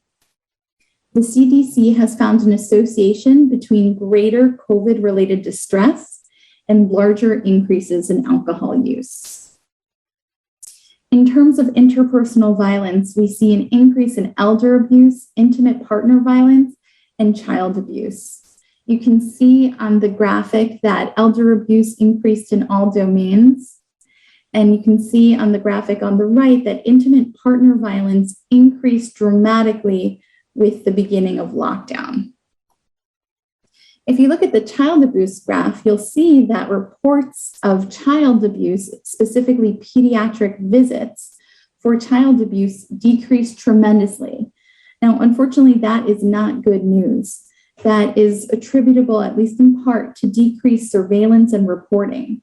So usual sources of report, such as pediatricians, teachers, or ACS, were not able to have regular contact with children, and it's believed that cases of child abuse were actually not able to get medical attention. There also was an overall decrease in pediatric ED visits because people were afraid of infection. But what we do see is that there are proportionally more visits for child abuse. So there were still visits for child abuse. We know that the rate of hospitalization per ED visit was higher. So there seems to be an increase in the severity of child abuse throughout this time. I remember going to work in April 2020 and being more afraid of my commute than being in the hospital. And that was because there were people on the road, whoever was there was Zooming.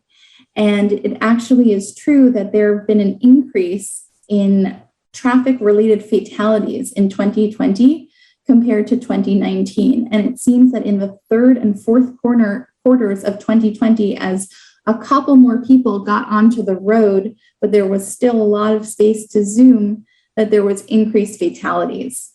Drivers who remained on the roads during this time engaged in more risky behavior, including speeding, failing to wear seatbelts, and driving under the influence of drugs and alcohol.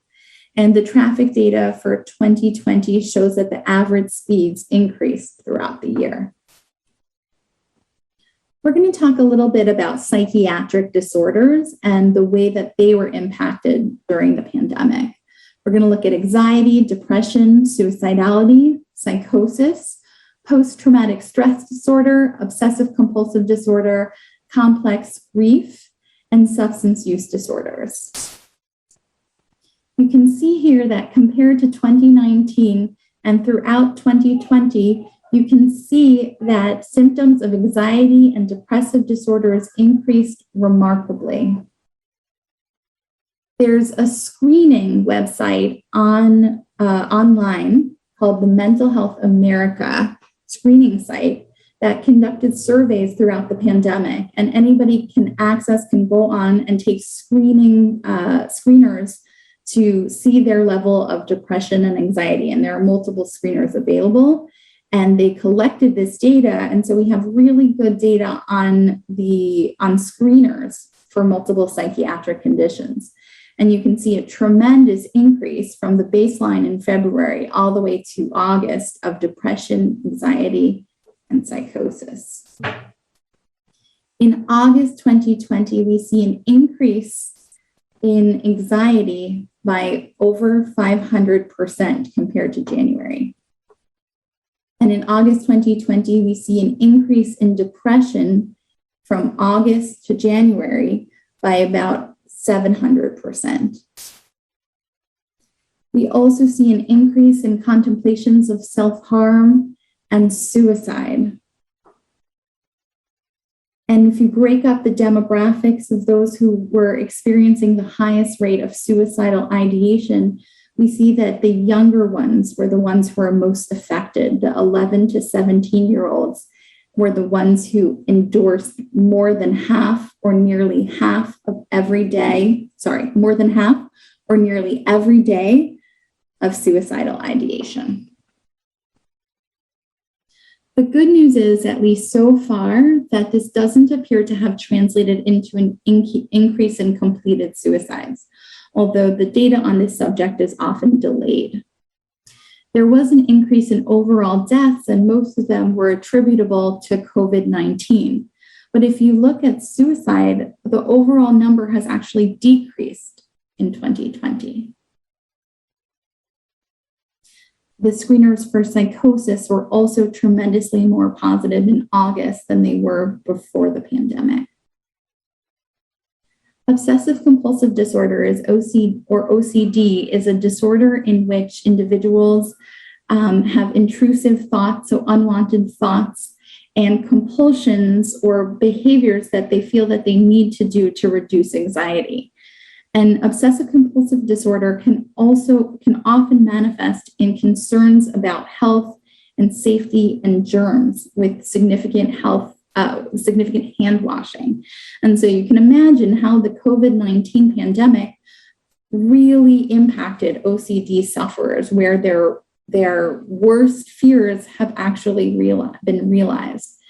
And some sufferers of OCD saw an increase in intrusive thoughts unrelated to contamination obsessions, likely exacerbated by the increase in overall stress. Post-traumatic stress disorder, or PTSD, happens after an adverse or traumatic event and can include re-experiencing, flashbacks, nightmares, and avoidance. Those who started with PTSD actually did worse in all domains of mental health. So those who are already suffering from PTSD did worse over the pandemic. And there's concern about medical workers and COVID-19 patients developing PTSD symptoms. In fact, in late March 2020, the researchers in China administered a PTSD checklist questionnaire to patients who were discharged from the hospital after being infected with COVID-19, and 96% of them were positive for PTSD symptoms. Grief is a normal process after a loved one has died. However, prolonged or complex grief tends to last longer and has more complexity to the feelings, including guilt and increased severity of sadness. Now, the death characteristics in COVID-19, such as ICU, inability to visit patients as they were dying, increase the likelihood that prolonged grief and persistent complex bereavement disorders will increase. And we see the risk factors for prolonged grief during COVID-19, including sudden, unexpected, possibly preventable deaths, the loved one dying alone, unable to be visited, and the loved one suffering at the end of their life, which adds a complexity to the experience of the survivors. There were also physical distancing policies that affected the ordinary mourning process, such as funerals or Shiva or family gatherings that often are designed to help the survivors come to terms or at least get some community support after the death. But due to the distancing policies, those were not able to happen. And then there was isolation, fear of contamination that made the survivors lonely, unable to get social support, limited healing opportunities in terms of going out and exercising, and then the strains that all of us were going through in terms of the financial worries and caretaking responsibilities, which detracted from the ability to grieve properly. I want to take the rest of our time and talk about healthcare workers, because this is something that affects me and affects a lot of you here in the audience. We've seen a lot of distress symptoms, somatic symptoms, PTSD, substance use and abuse, and I want to focus on the construct of moral injury. So first of all, if you look at the difference between essential workers and non-essential workers, you're seeing an increase in symptoms of anxiety and depression, increase in substance use, an increase in contemplation of suicide among those who are essential workers. Then if you break up the essential workers into frontline healthcare workers, you're seeing an increase in trouble sleeping or sleeping too much, frequent headaches or stomach aches, increased alcohol or drug use. Only 13% received mental health services during this time, and 18% of frontline healthcare workers said that they thought they needed mental health services but did not receive them. There were many stressors for healthcare professionals during the pandemic, and this list is not all inclusive. I'm sure that in individual circumstances, you can think of many, many more. Some of them included health and safety in the workplace, being afraid for our own health with not having enough access to PPE, higher demands in the work setting of longer days, being asked to work outside of the practice scope. So psychiatrists and radiologists asked to do clinical medicine and really intensive care medicine. Unclear, evolving directives. The directives kept changing. Friends and family were afraid of getting sick from us. There were also altered home work boundaries and dynamics. So for those of us who don't have spouses in healthcare, some of those spouses might have had to pick up some extra caretaking duties while we were away in the hospital. Also, the physical strain of protective equipment. I've seen a lot of posts on JOWMA about how to wear PPE properly with a shape-ill. Need for constant awareness and vigilance, reduced capacity to use social support and to give oneself care, and the fear of passing on infections to the loved ones. So a lot of us disrobing as soon as we came into the house and putting our clothes right into the washing machine and hopping right into the shower as a way to try to protect our families.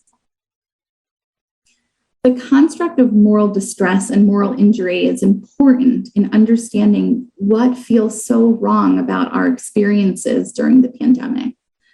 Moral injury in medicine occurs when clinicians are expected in the course of providing care to make choices that transgress their longstanding, deeply held commitment to healing. And so for some people that might be having to make choices between ICU patients of who got ventilators and who on the staff got adequate PPE, of leaving family behind so that we could make the choice to go to work, or for some people having to stay home because they were exposed while their coworkers and patients really needed their help. And so there was a lot of discomfort and a lot of inability to live up to our values. The British Medical Association ran a survey in the UK that showed that doctors who worked with only COVID-19 patients were more likely to endorse moral distress and injury compared to doctors who did not work with COVID-19 patients. And doctors from minority backgrounds were more likely to report moral injury and distress compared to white doctors. You can see on this graph that doctors identified many of the stressors that led to moral injuries. And if we look at specialty trends, we see that 50% of GPs chose lack of time to give sufficient emotional support to patients as a cause of moral injury. Critical care doctors were more likely to choose denying the families of dying patients access to see them, and insufficient staff to suitably treat all patients, which is reflective of what was going on in the ICUs at the time. And 65% of emergency medicine doctors stating lack of beds as a factor leading to moral injury for them. There's a great article in the Annals of Emergency Medicine that quotes, "To do their job, healthcare workers not only dress in personal protective equipment, but also shield themselves with a protective emotional barrier so that they can carry on in times of extreme stress. Healthcare workers intensively caring for patients may not process the misery surrounding them until they have downtime, and that is where the danger is. Healthcare workers have learned that vulnerability, saying I need help, is yoked to shame, not courage. There is no space in our organizations to be vulnerable. And they call on reforms from the hospitals and from the healthcare organizations to help doctors support themselves and to change the culture of medicine so that people are able to get the help that they need. This is also from that American Psychiatric Association lecture back in 2020, trying to predict the course of a pandemic based on other disasters. And we can see that to some extent, our trajectory has followed this, but the reconstruction period is much more challenging because of the new variants and because it doesn't feel like a specific end to the pandemic, and we're not sure if there ever will be. Nonetheless, we're trying to think about some reconstruction, a new beginning, trying to make sense of what has happened to us and trying to build a better future. Back in the beginning of the pandemic, I found this meme very comforting of, don't know about y'all, but I could really go for some precedent at times. And the sad thing is at this point that we realize that we cannot go back to the way things were. And frankly, I don't want to, that it's up to us to build a more just and robust healthcare system that values the actual people who work in healthcare. And there is a lot that we have learned from the pandemic. We've learned about our capacity for resilience, the importance of community. Telehealth is here to stay. We need to invest more in science and public health. We learned more about healthcare disparities. Self-care is not self-indulgence. The universality of work, the personalization that's necessary for effective education. Taking care of the people who take care of the people is critical, and we need to take mental health seriously. Now, a lot of the change needs to happen on a higher level in terms of institutions, hospitals, healthcare organizations, insurance companies, government regulations changing. But because I think most of us here don't have that kind of power, we only have power over ourselves. And here are some recommendations that we can use towards reconstruction. Recommendations include talk about moral injury, develop support networks, develop self-care habits and a plan, and seek help.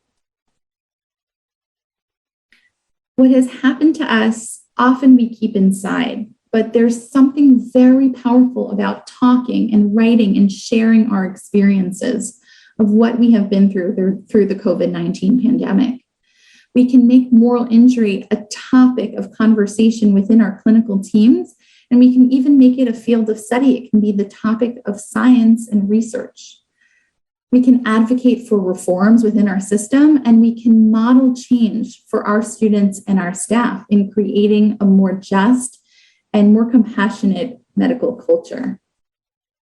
There are lots of support networks for us, including peer support groups, support within our clinical teams, and professional medical organizations such as JOWMA. Self-care is more than a pedicure and yoga. Self-care is anything that you do to take care of yourself. And it can also sometimes be a pedicure and yoga.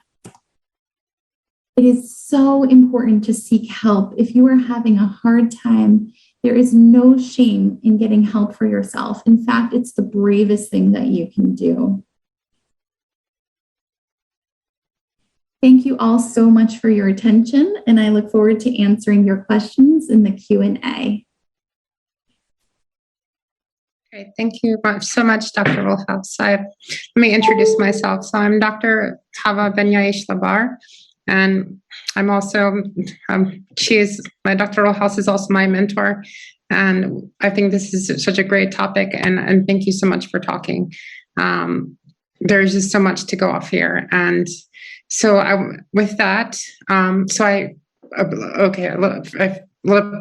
completed my training. Sorry, I forgot to put that point. At Brown Medical School, I'm in Jerusalem right now. I'm currently making Aliyah, and I'm transitioning this year and then applying to residency in Israel. So that's what I'm doing right now. So, but we have some questions. And there's one that's in the chat, and it states, as a primary care internist, I found that access to psychiatric care, psychiatrists and therapists is a huge obstacle to meeting the needs of my patients. In primary care, we are constantly discussing how to improve access for our patients to see us. Many of us have opened up weekend spots to accommodate our patients, but we struggle with helping our patients navigate access to specialist care. And the question is, how can this be improved? The first thing, thank you, Fava. The first thing I want to say about that is you're right? It is incredibly difficult to access specialty care, and specifically psychotherapy and psychiatry. That is a problem that I think that there are many models that we're trying to work on, including co-locating psychiatrists into primary care clinics and having more consultation so that the primary care doctor can be treating the patient with advice and consultation from psychiatrists. So those are, two models that psychiatry is experimenting with, but there are tremendous difficulties with access. I have trouble finding care for my patients, those who I can't treat.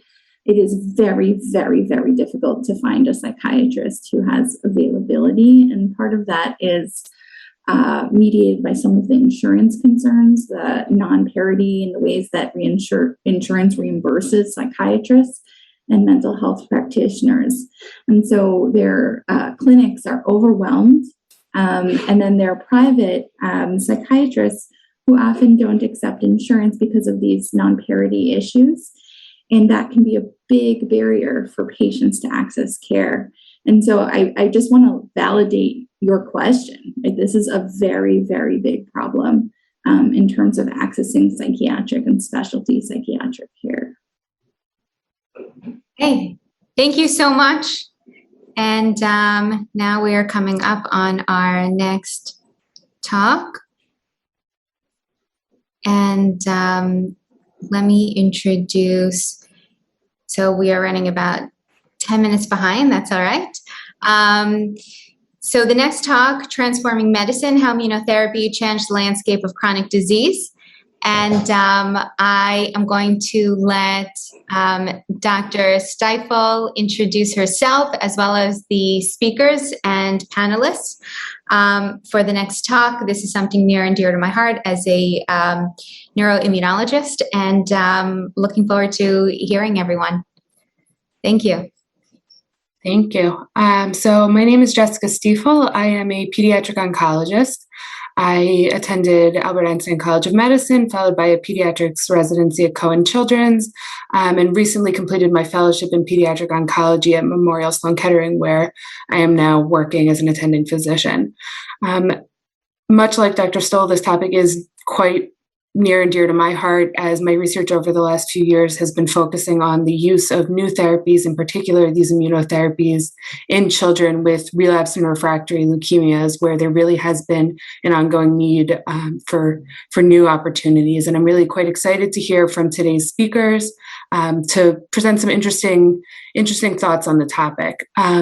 As with the prior panels, the audience will be muted throughout, and we ask that please all questions be in the Q&A.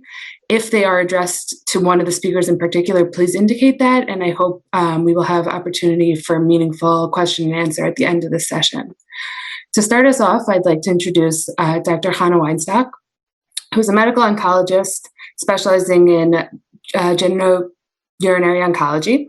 She's been a geo-oncology team lead at the U.S. Food and Drug Administration since 2017, where she leads a team of oncologists in the review and approval of cancer drugs.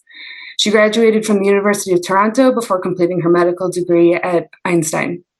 After her training, she practiced thoracic and GU oncology at the University of Maryland Medical Center and at the Baltimore VA, where she remains on staff. Her original research has been published in a variety of peer-reviewed journals and presented at national meetings. She serves as current track leader of ASCO's GU Oncology Bladder and Kidney Cancer Educational Committee, among many other committees that she participates on. She's founding co-VP of JOWMA and has presented before the FDA's Oncologic Drug Advisory Committee.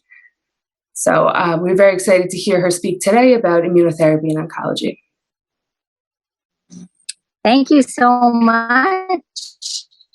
What an honor to be here. And I work for the FDA, but I'm calling in from sunny Canada, where we're up here for the weekend. And this is also a topic that's near and dear to my heart. Immunotherapy in oncology, it's what I've been doing and been involved with in genitourinary oncology for several years now. And I would really like to introduce all of you to sort of a 10,000-foot view of where the field has gone and kind of the evolution of how immunotherapy has come about to where it is today. And then we'll have some other speakers kind of take it from there. Next slide, please. Okay, so to give you a really brief history of cancer treatment. So in the last part of the 20th century, there was some really big advances in treatment of cancer with Sidney Farber and the Dana-Farber Cancer Institute discovering and successfully using chemotherapy to treat leukemia. And the evolution of chemotherapy was really quite a significant advance in treating cancer, which until then was really, for the most part, untreatable once it became a systemic disease. And that really did revolutionize the field of oncology. We began to see treatments using chemotherapy for leukemia, lymphoma, and to some extent cures. There was also always surgery, radiation techniques became more advanced, and other local therapies. However, these were associated with a lot of side effects, especially chemotherapy.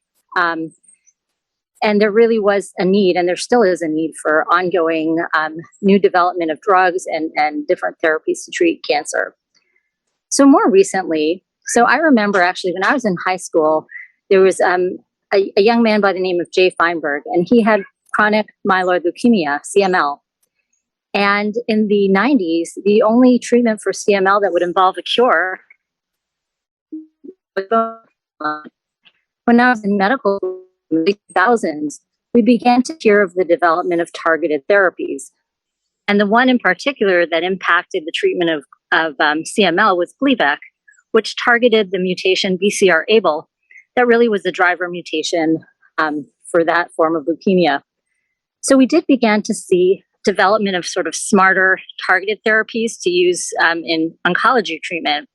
Some of the more famous ones that began to be developed were the HER2 targeted therapies in breast cancer you may have heard of, like Herceptin, and the EGFR TKIs in lung cancer, such as gefitinib, which was the first one, and these targeted therapies in the form of pills or IV therapies that were sort of a smarter way of treating lung cancer.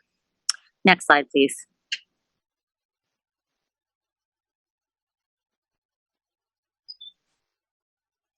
So what we're here to talk about today is obviously something very different, which is called immunotherapy. Immunotherapy involves using the body's immune system to treat cancer effectively. And people were trying to do this for a very long time. There were signs early on that this could be an effective alternative way of treating cancer. And some of those early signs from various kind of little clues that we had. So in melanoma and kidney cancer, there was a drug called Interleukin 2, which was an immune stimulating agent. When used in these two specific cancers, it turned on the immune system in a very, very powerful way. And for about 5 to 10% of patients who received Interleukin 2, they were able to, even with very advanced disease, they were able to achieve what looked like cures and didn't have disease, 10, 20 years later in many cases. And this was really unheard of in high advanced disease. So there was some clue that if you could get the immune system to turn on and deal with the cancer, then there might be some long-term efficacy that was very durable and, just something we really wanted to try to see if we could harness. I'm a GU oncologist, so I treat bladder cancer. In early bladder cancer, there's a drug, BCG, which is a tuberculosis analog. If you instill it into the bladder of people with sort of early non-muscle invasive bladder cancer, it's able to stimulate an immune response that pretty much takes care of their cancer.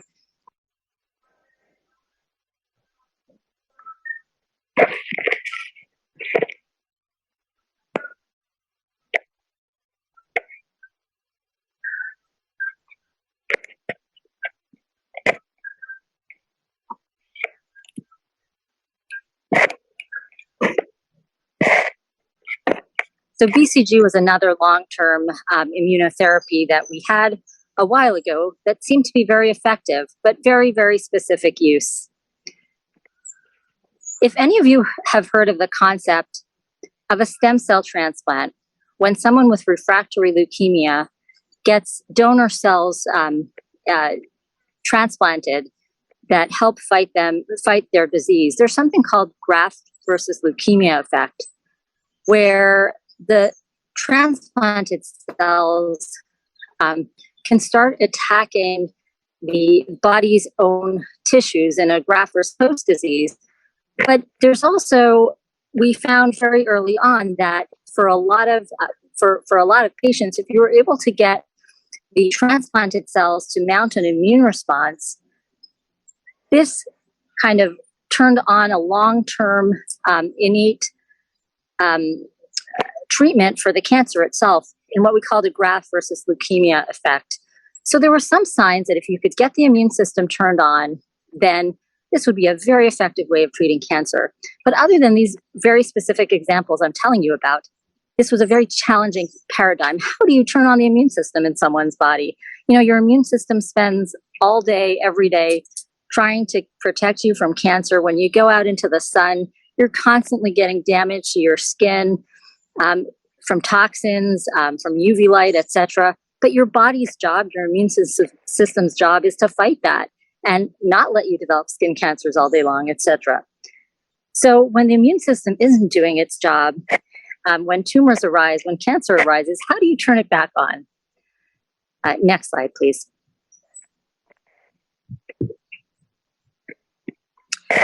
So remember I told you about interleukin 2, this immune stimulant, very nonspecific, kind of down and dirty way of turning the immune system on that seemed to work well in melanoma. If you look at the data from those early patients treated with interleukin 2, there was a signal that if you could get this immune response turned on, these patients did really, really well. And if you look at the shape of these Kaplan-Meier graphs, not sure how familiar you may be with these sort of graphs, where you look at patients and overall survival.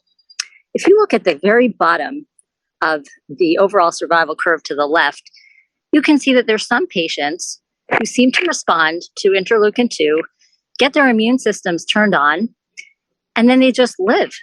They have a prolonged response. It looks like their cancer is under control.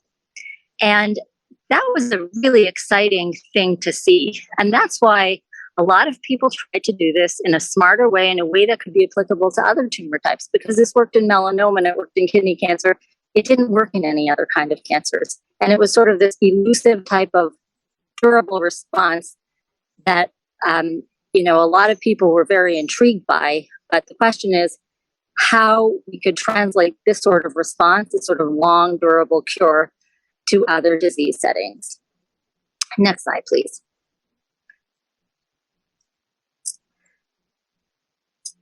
So this is the gentleman who figured it out. His name is James Allison, and he won the Nobel Prize in 2018.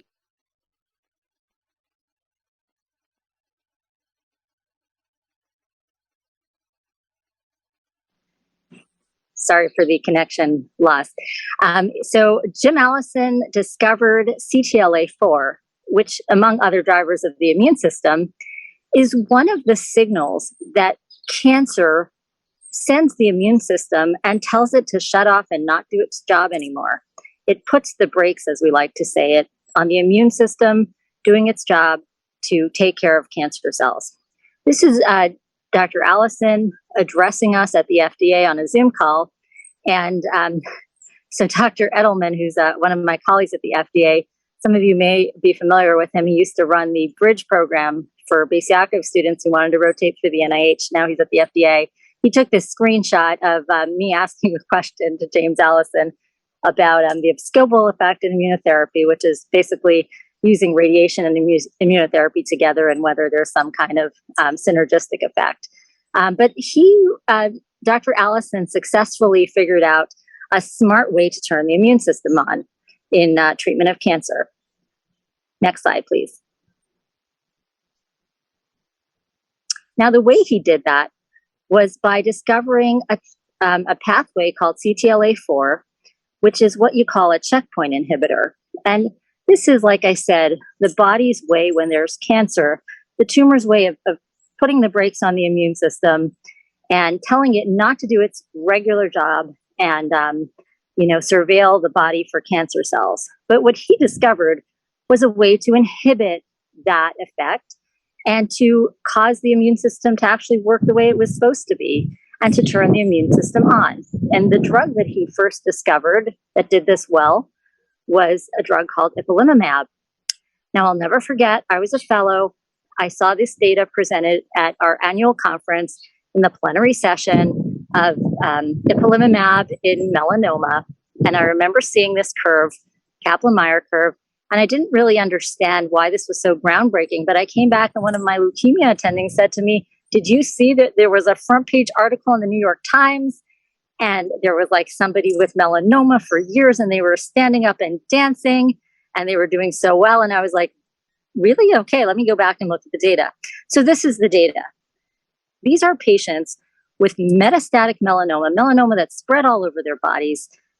They get this drug, and if you look at the shape of the Kaplan-Meier curve, you can see 24 months, 36 months, many, many months later, they've stopped dying. There's a proportion of patients, about 20%, with long-term durable responses and possibly even cures. And this was the first time we really had ever seen this with a drug and with this new class of drugs. So there was a lot of excitement around this. Next slide, please. So if you notice the shape of that Kaplan-Meier curve, we call it the tail of the curve. Now, to the left of this slide, you'll see this characteristic immunotherapy curve that we were starting to see, where that blue line shows you that there's a good percentage of patients. Obviously, we'd like it to be much higher, and in subsequent years, we have been able to raise that tail, but the tail gets flat, which means that 2 or 3 years out, there are patients who are living and not dying and not falling off this curve, as opposed to the targeted therapies that I told you about earlier, where sometimes you would see a bump in survival where that arrow is in the first year or two, but then patients quickly would develop refractory disease and their responses only lasted a year or two. And then unfortunately, a lot of them did die.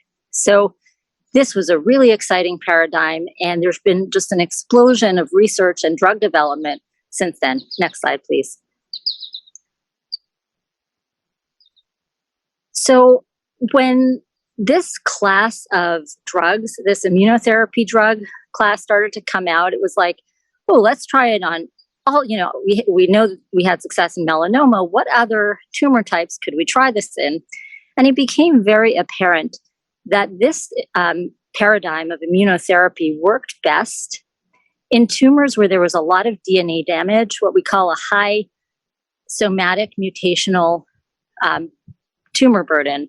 So there was, melanoma. Melanoma is full of mutations. Patients or people go out in the sun, their sons get tons of DNA damage. There's a ton of heterogeneity in that tumor DNA. Lung cancer, people smoke, they accumulate various mutations over the 20 years that they smoke or 30 years, and their tumors are very, have a lot of different targets in them, as opposed to if you look all the way to the left of this. Oh, and I'm sorry. So this slide, if you look at the right side has the highest tumor mutation, somatic mutational frequency tumors like lung cancer, melanoma. To the right are the drugs, are the tumor types that are less easy to target because they tend not to have this, really big tumor burden to go after. And leukemias in that category. Unfortunately, for what I do, prostate cancer, that tends to be driven by hormonal type mutations that are not so targetable by immunotherapy. So using this kind of analysis, drug companies started targeting for clinical trials the tumor types that were sort of to the right of this graph. Next slide, please. So in the past 6 years, and that's pretty much been my career for the past 6 years, I've been at the FDA, we've approved 7 antibodies against PD-1 or PD-L1, which is sort of the next target after CTLA-4, which is what Dr. Allison had really worked on. This is kind of the next big target, very similar, but it actually, if you targeted it, worked even better. And we've had just an explosion of drugs to target this pathway. Development of drugs in this class occurred more rapidly than in any other therapeutic area in history. Next slide, please. And here's a graph of time, and you can see 2011 is when Epilimumab was approved. And on the bottom, on the x-axis are the years of approval, and then going up on the y-axis are the tumor types of approval. And you can see 7 different PD-1, PD-L1 targeting drugs. Pembrolizumab, nivolumab may be the most well-known, but there are 7 in actuality that target different types of cancers. And you can see all the ones that have been added to the immunotherapy approval, experience. And there's just been so many: melanoma, lung cancer, kidney cancer, bladder cancer, head and neck cancer, Merkel cell, just so many. And Dr. Hellman will discuss some of the GYN approvals as a specific example, but this has just really taken off. Next slide, please. And if you look at actual data on how patients are doing overall, and this is some SEER, which is just database data on cancer outcomes in this country. If you look at the bottom, these are the tumor types that are most well targeted by immunotherapy, like melanoma, lung cancer. And you see that cancer death rates are really just improving overall. We have a long way to go, but there are cures being achieved with immunotherapy, and things that we had never seen just using chemotherapy, radiation, and or targeted therapy.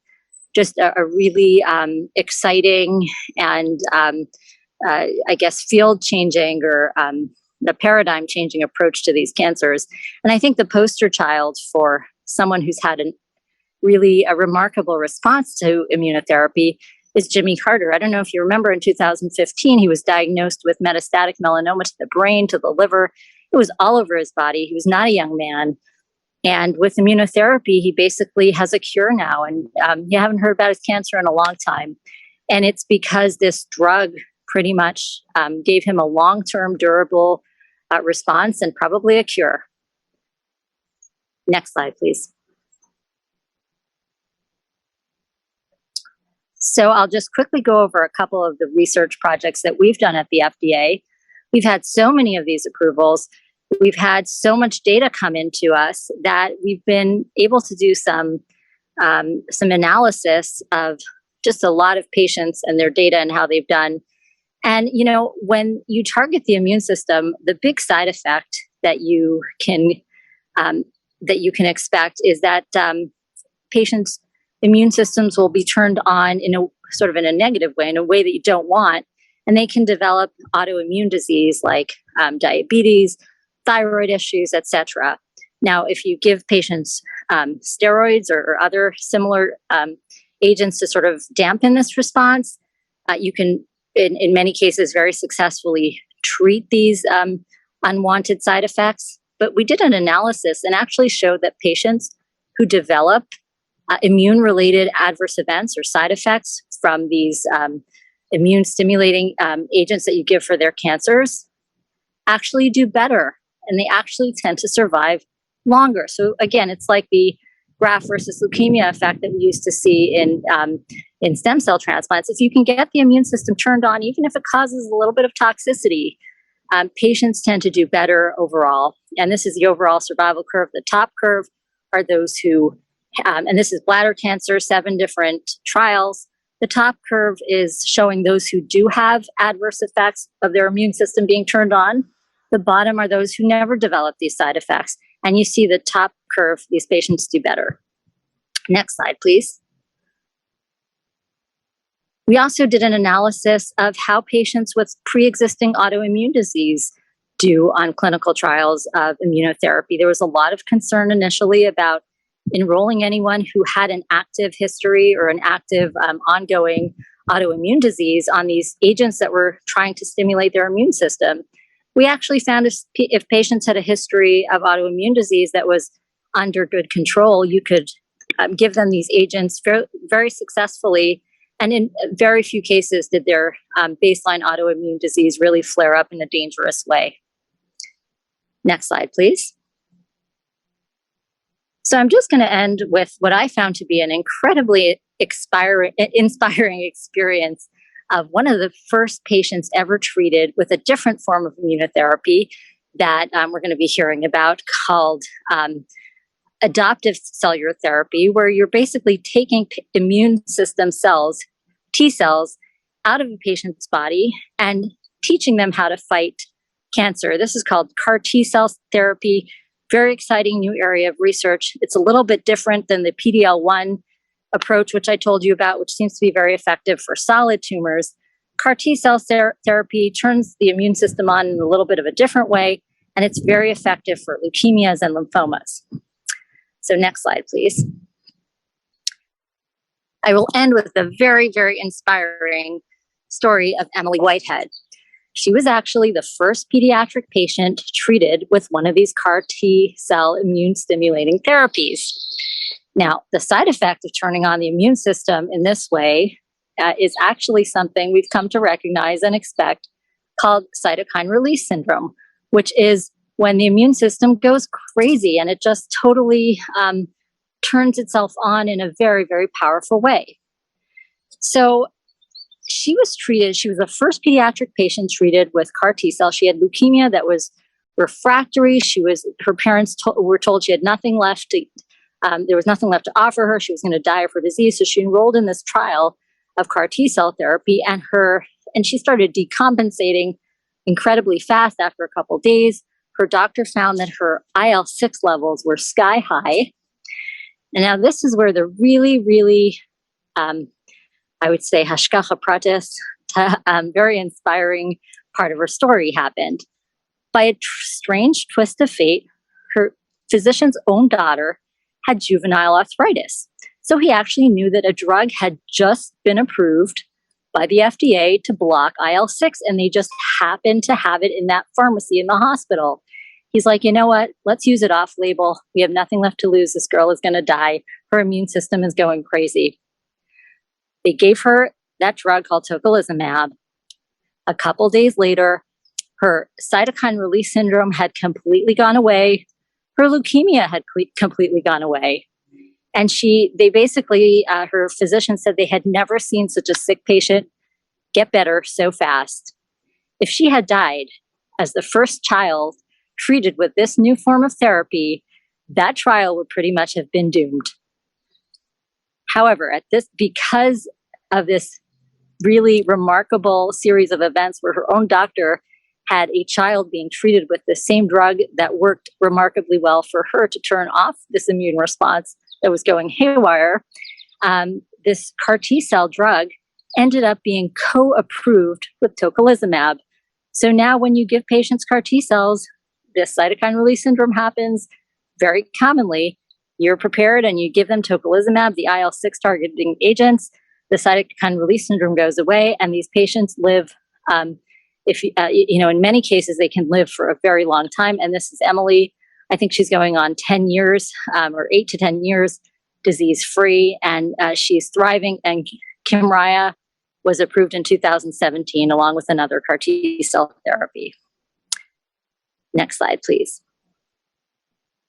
So that's my talk. I hope I was able to give you some sense of where the field came from, where it's going, and I'm happy to take questions after the other talks. So thank you, Dr. Weinstock.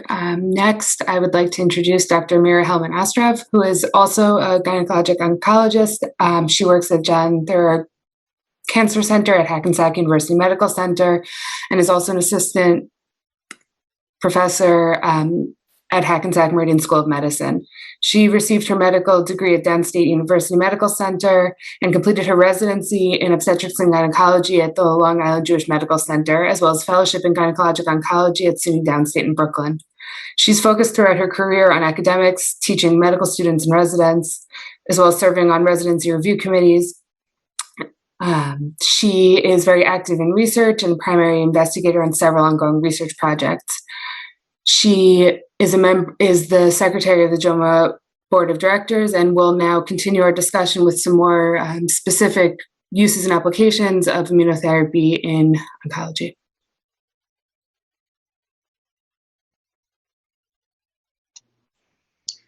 Hello, good afternoon, everybody. Thank you, Dr. Stiefel, for that introduction.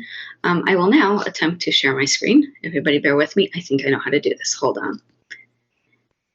And I got it. Okay. Good afternoon, everybody. My name is Mmr Vaccine. I'm a gynecologic oncologist at the John Theurer Cancer Center at Hackensack University Medical Center. And it is my pleasure to talk to you today about immunotherapies in cancer in general, with a slight focus on immunotherapy in gynecologic malignancies, which is my passion and what I do. I have no disclosures. So it's hard to follow Dr. Weinstock-Neuberger's talk, but I will try to give a little bit of a different spin on it, looking at immunotherapy in general. To give a little bit of a background, actually immunotherapy in medicine dates way back before Jim Allison. It dates back actually to the 1700s with the discovery of the smallpox vaccine. That's the first time we actually used immunotherapy in medicine. But as Dr. Weinstock-Neuberger said, recent understandings of innate and adaptive immunity mechanisms in cancer surveillance specifically have led to the emergence of immunotherapy in the management of cancer. Currently, there are 5 predominant forms of immunotherapy that are currently clinically utilized and under intense investigation.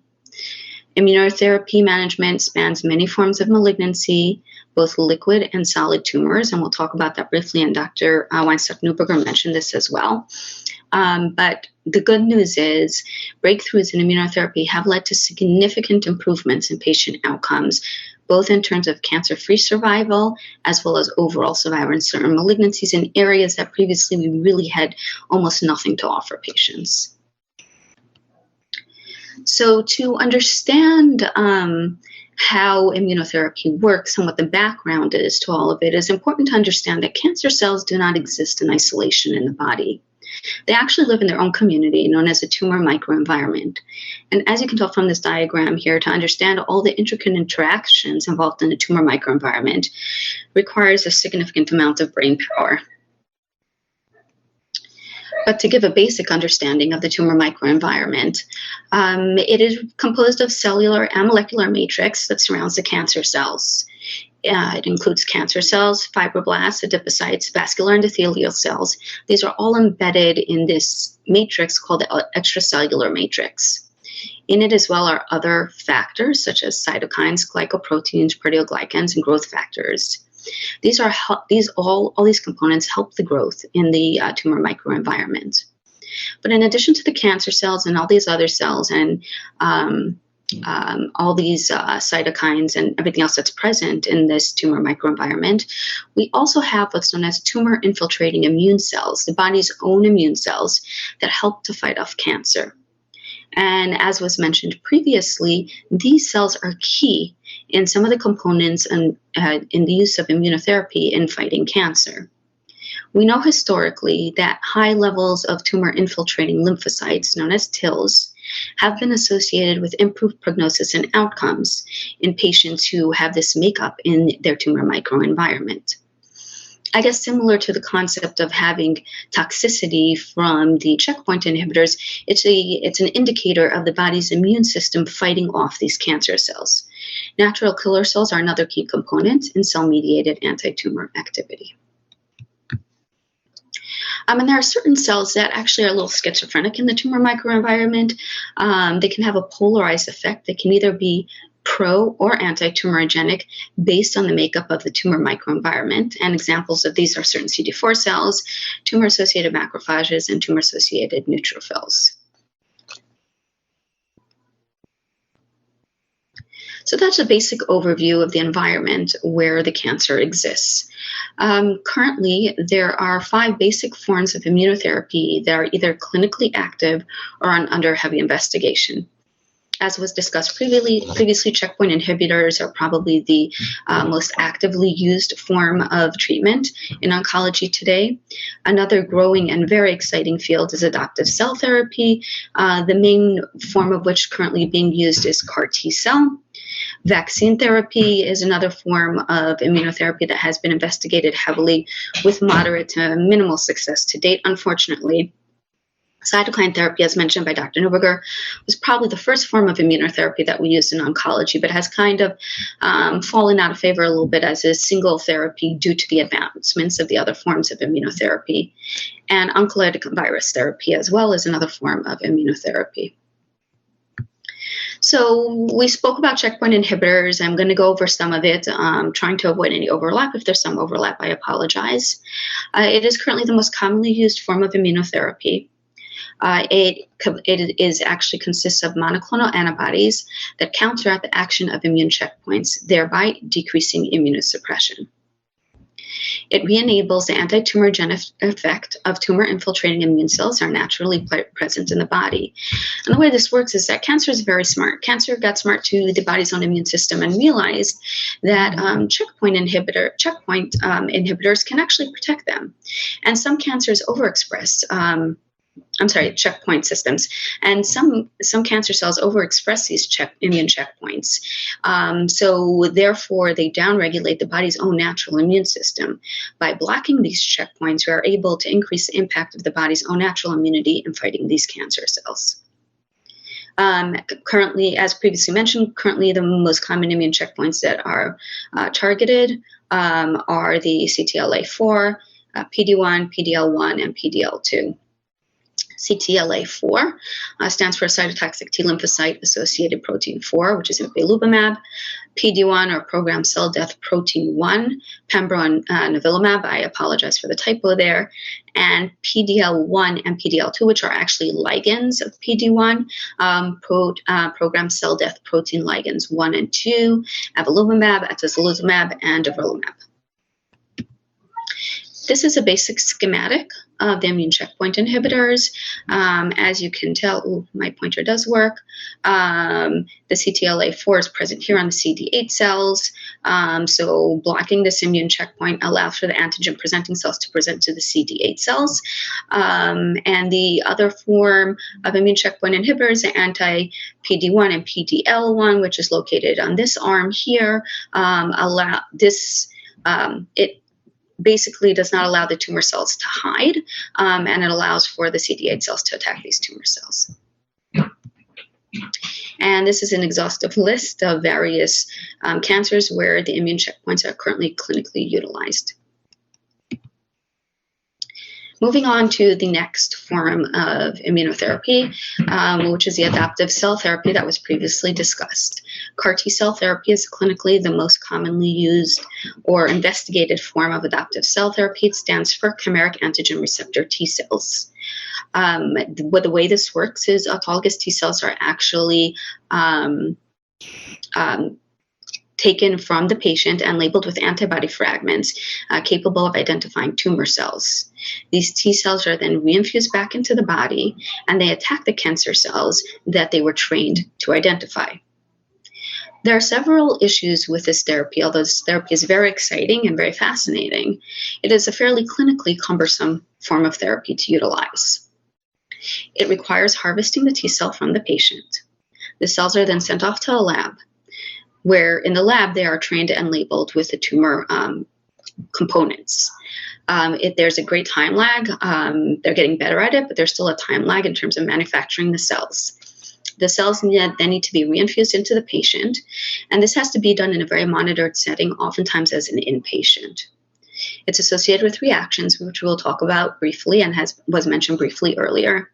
There's also very high costs associated with these treatments. I know in medicine, we just love to treat patients and cure patients, which is what we're here for, but we can't hide from the fact that some of these therapies are extremely, extremely cost prohibitive. I mean, you can get a pretty high-end Ferrari for that price, about $350,000 per infusion. Currently, it is approved in the treatment of liquid tumors such as ALL and CLL.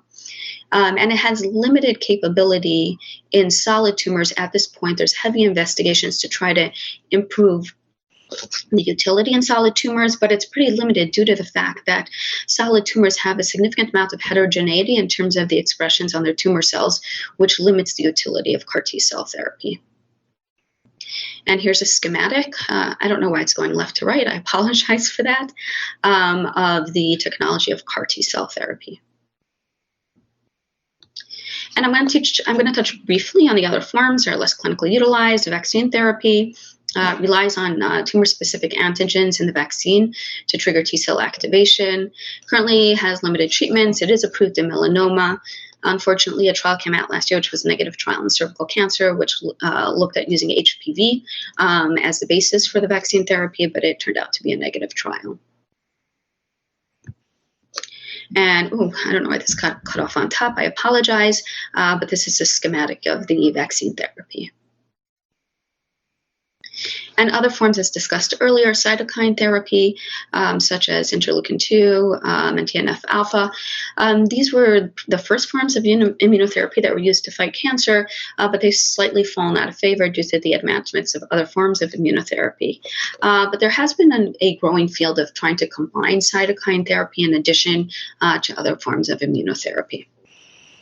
And oncolytic virus therapy is another very interesting form of immunotherapy where virus cells are trained to attack cancer, currently approved in melanoma. Melanoma is the solid tumor leader of immunotherapy, and it actually uses a herpes simplex virus to target melanoma cells known as TVEC. Now, just like any other treatment in medicine, there are toxicities associated with almost anything that we do.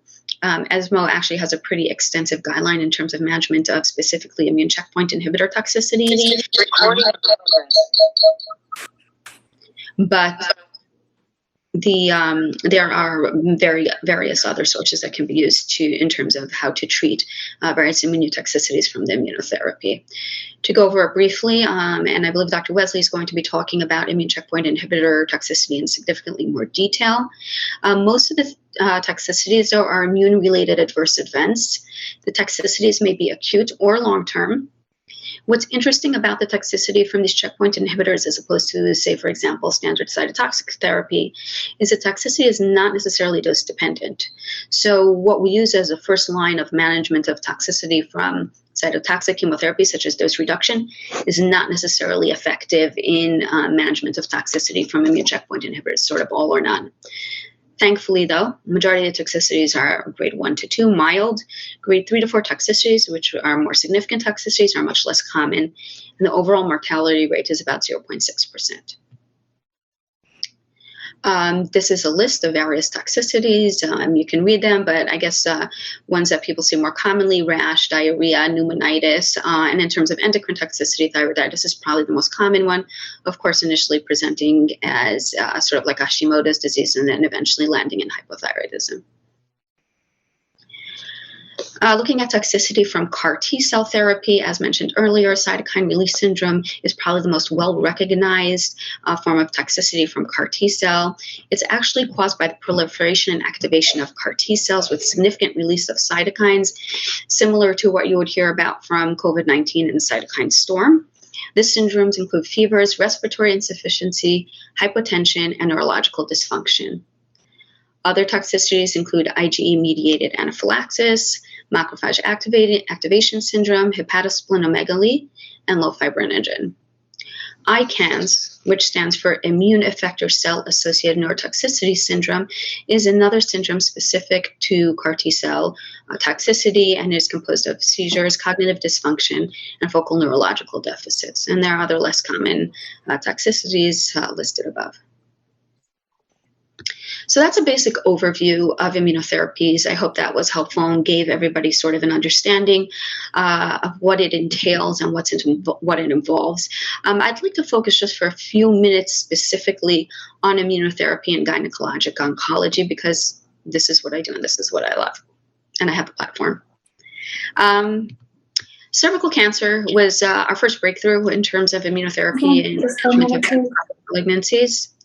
It was approved in June 12th of 2018 for the use of Keytruda, Pembro, in cervical cancer patients who are PD-L1 positive.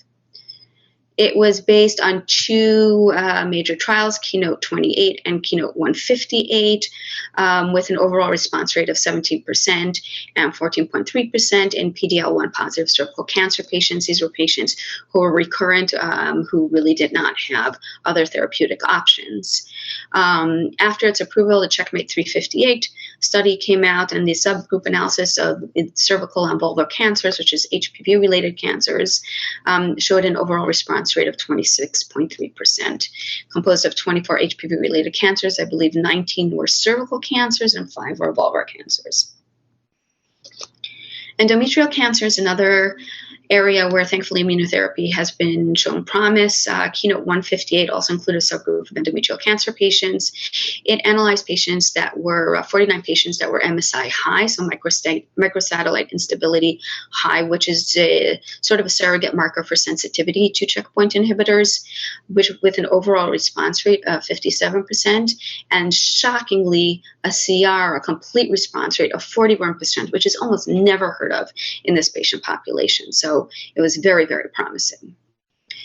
Another area where endometrial cancer is currently FDA approved, and as you can see, this is hot off the press, approved on July 21st, 2021, is a combination of Pembro and Lenvima, Pembro being the immune checkpoint inhibitor, and Lenvatinib or Lenvima, which is a VEGF inhibitor.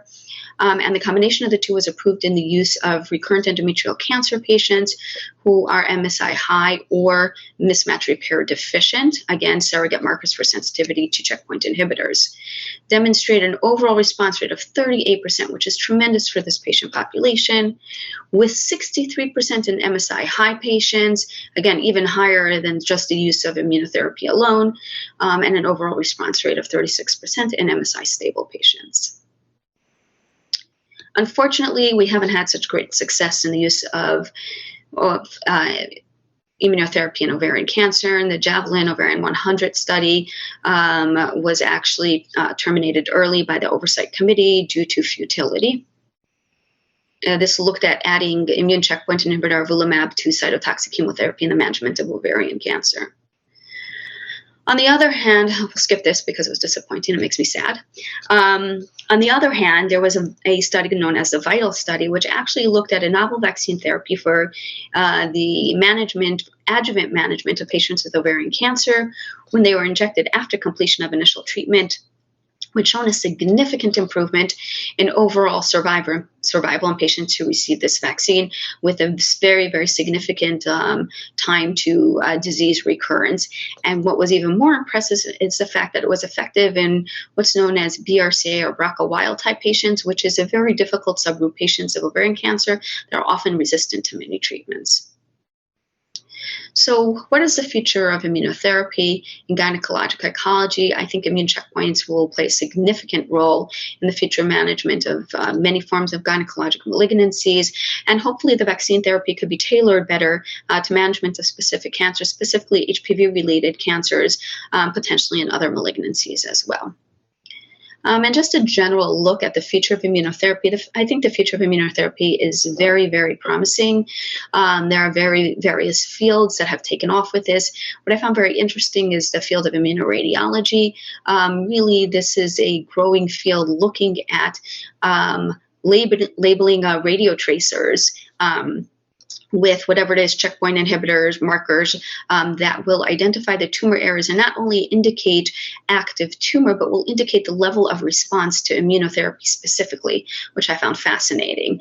And the use of artificial intelligence in immunotherapy, just like AI is being integrated into many forms and many fields of medicine, is being integrated into immunotherapy as well, specifically looking at large databases and helping using AI to help with the management of patients.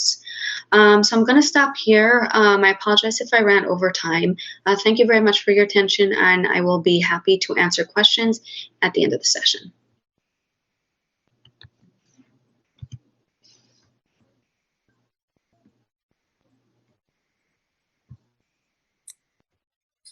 Thank you very much. Our next speaker will be Dr. Sarah Wesley, who is an assistant professor of neurology at Columbia University, specializing in neuroimmunological conditions.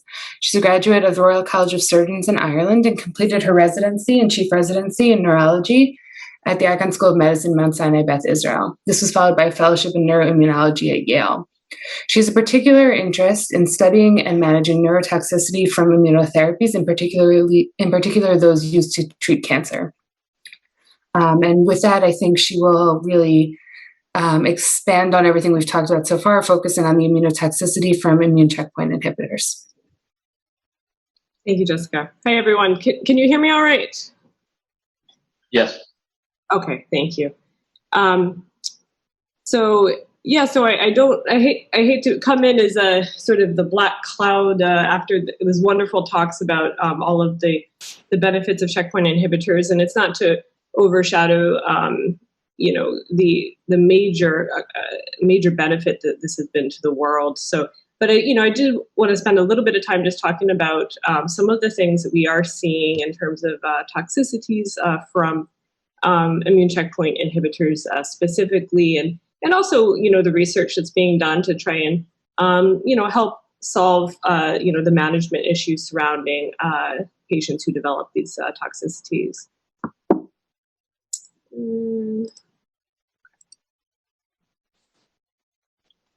So, basically the whole law of unintended consequences. Whenever we use Microsoft Word, you move something, 10 things shift, there's a million pages that pop up. So anything that sort of is harnessing the immune system and unleashing cells that were previously regulated has, the potential to release dysfunctional cells and dysfunctional responses. So iatrogenic immunotoxicity specifically, we're talking about an adverse effect. It's an immune-mediated event secondary to exposure to an agent that is intentionally altering the immune system for the treatment of another condition. So immune checkpoint inhibitor toxicity is one example. We see this also in the autoimmune world with TNF-alpha blockade that can lead to demyelination within the central nervous system. And as the other speakers have also discussed, you can see things like cytokine release syndrome, neurotoxicity from CAR T-cell therapy. And in the literature, you might also see these conditions referred to as immune-related adverse events, or IRAs. So we'll be focusing on ICIs, or immune checkpoint inhibitors. So in terms of the epidemiology and the incidence of these events, it sort of depends on a few factors. So first of all, we're limited by reporting. So during the clinical trials, things can be reported to the CTCIE. The immunotoxicity events are graded, so 1 to 5, 5 being death from the immunotoxicity, and 3 and 4, grade 3 and 4 generally considered severe reactions, so significant and for 3, and then 4 would be like something that's life-threatening, but the patient survived. Incidence, so again, it depends on which type of immune checkpoint inhibitor you're using. So as we've seen, there are a number of targets. There's targets to CTLA-4, PD-1, and PD ligand 1, which are currently approved. as well as whether you're using monotherapy or combination therapy. And so the pooled incidence across all of the checkpoint inhibitors is going to be about 54 to 76%, depending on the study you're looking at. So it's actually quite common to have an autoimmune reaction when receiving one of these agents. That said, a lot of the toxicities are low grade and people are able to continue therapy. The median onset of IRAs is about 2 to 16 weeks from the onset of the first therapy. However, we have seen people with toxicities occurring 12 plus months out, so it is variable. And again, depending on which agent's being used, the type of toxicity that you're seeing might be different. So CTLA-4 inhibitors, more commonly associated, for example, with colitis versus PD-1, the most common immunotoxicity was pneumonitis in one study. So, and then in terms of neurotoxicity, as a neurologist focusing on this is of interest, the rates are lower. Unfortunately, when they do happen, they tend to be higher grade toxicities. So, we do worry about neurotoxicity when it develops. And then you can also see a demonstration of this effect of the combination therapy. It's about 12% develop some sort of neurotoxicity when using combination therapies. So in terms of clinical presentation, anything with an itis on the end pretty much has been reported.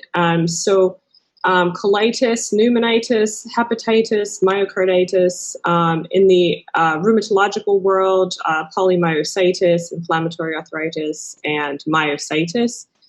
There have been reports of nephritis, that, although rare, a lot of dermatological reactions. So vitiligo has been seen a lot with the CTLA-4s, significant sort of bullous, pemphigus, sort of pemphigoid reactions. And then even in the endocrine domain, so new onset hyperhypothyroid, and then adrenal insufficiency.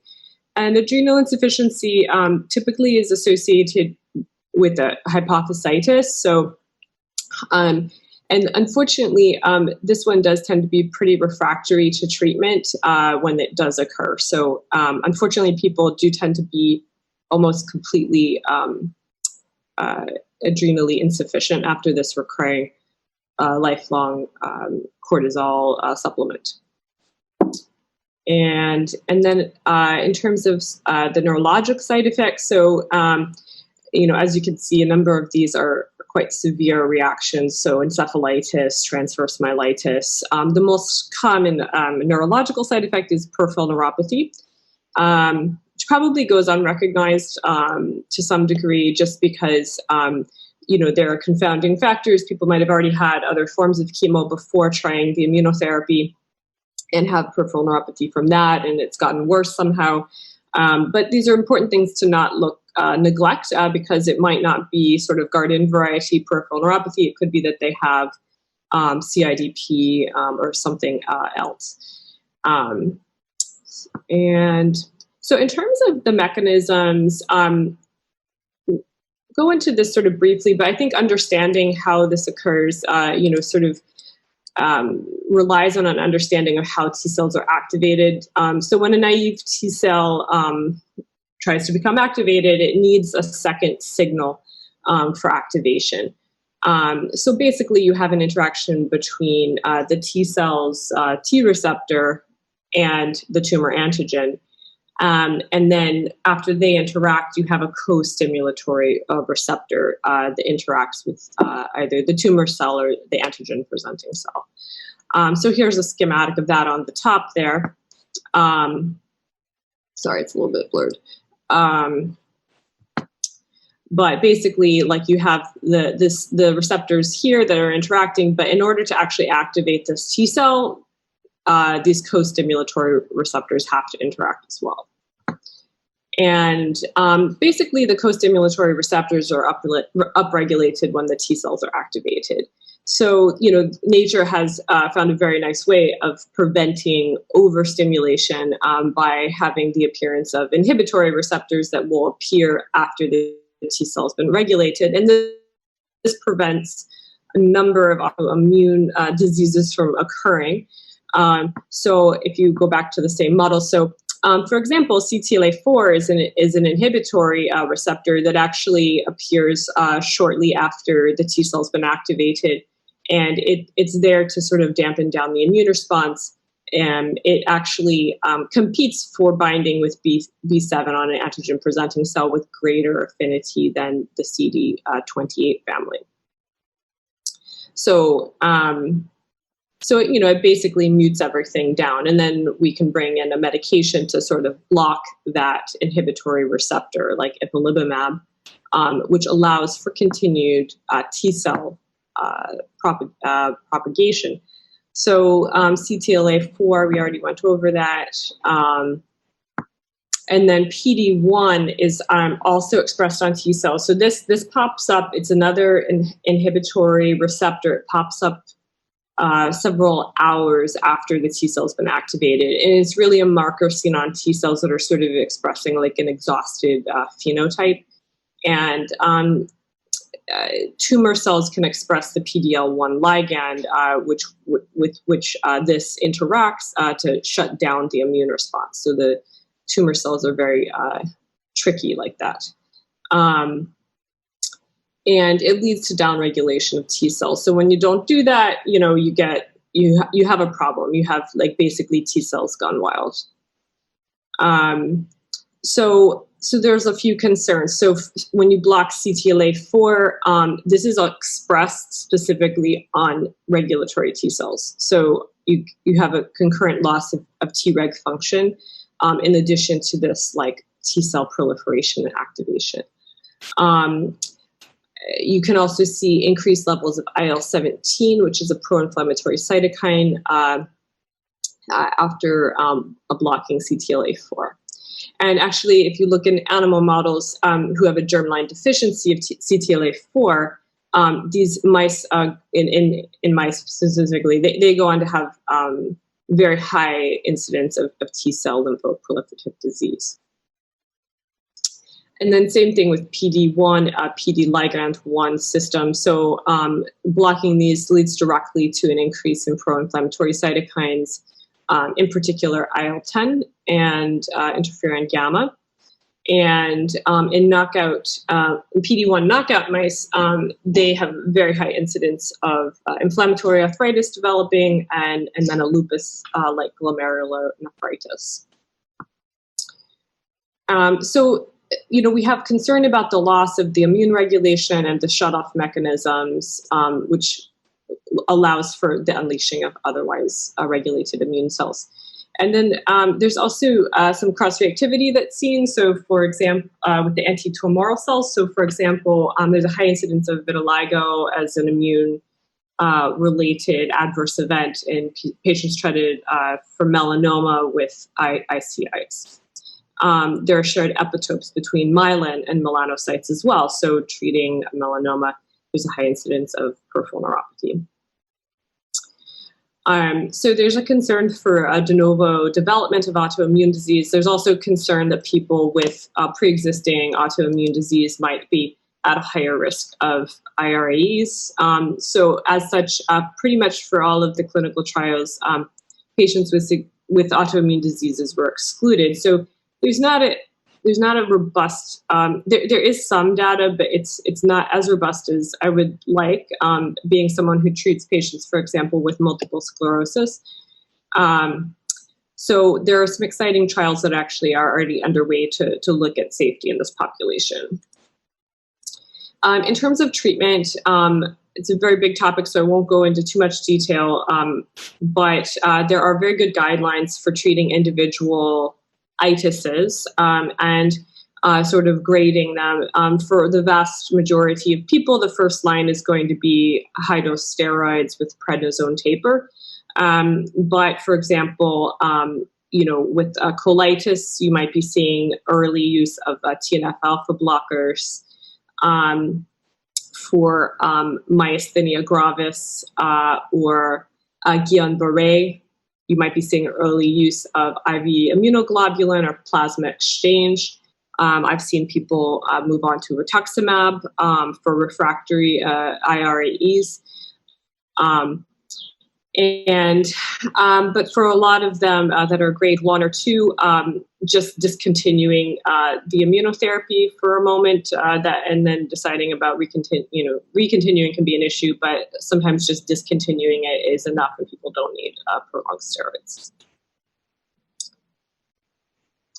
So prevention, I mean, there's not much you can do. I mean, if people really need the medication, like, they're going to go for it, but just sort of understanding, like, the breadth of the aberrant immune responses that can occur, and being able to identify them early is, like, really important for the oncologist. Right now, we don't have a good way of pre-screening at-risk individuals. There's always some trepidation with someone who has a significant concurrent autoimmune disease and they need a checkpoint inhibitor. And usually, in those situations, there's a relationship between the oncologist and the patient's autoimmune specialist to try and mitigate risk, which might include using steroids during the initial treatment. One thing that we found very helpful at Columbia, and when I was at Yale, we also initiated an immunotoxicity board, and this is a really useful forum for medical hem-onc, med-onc to interact with subspecialists who are interested in treating immune-related events within the various disease specialties. And we're able to present challenging cases. The other thing is, when people develop an immunotoxicity, it is not uncommon for them to have more than one toxicity. So it might not be just colitis. They might have pneumonitis and colitis and severe peripheral neuropathy. So being able to have the specialists all at the table to sort of discuss the case and sort of next steps is very important. The other thing is, as the prior speaker alluded to, it's not uncommon if people have significant immune toxicity for them to have, like, a very, very good tumor response. It can be challenging if somebody has had, an extremely good response in the past to immunotherapy, when and if their cancer comes back, to decide about the safety of re-challenging them with the checkpoint inhibitor. And that's a real clinical dilemma. And so in terms of trials, just to be aware of in case you find a patient in a similar situation. So there's a phase 1b now safety study of nivolumab, which is PD-1 inhibitor, that basically is enrolling patients who have concurrent, like, active autoimmune diseases, but who really need a checkpoint inhibitor to survive their cancer. And then there's another trial now that's looking at rituximab versus tocilizumab in treating people who are unable to get off the steroids after they've had an immune response, an adverse immune response. And we see this occasionally where people just, like, every time they taper the prednisone below, like, say 40 milligrams a day, all the symptoms come right back. So this obviously prolonged steroids for years. This is not a good thing. So this is randomizing people to sort of second-line therapy with the idea of having some more evidence-based practice. So basically, understanding what these syndromes look like, how they work, and how to treat them is becoming a very important part of, I think, physician education as these agents are becoming more commonplace. There are wonderful new treatments for cancers that I think have revolutionized the field of oncology.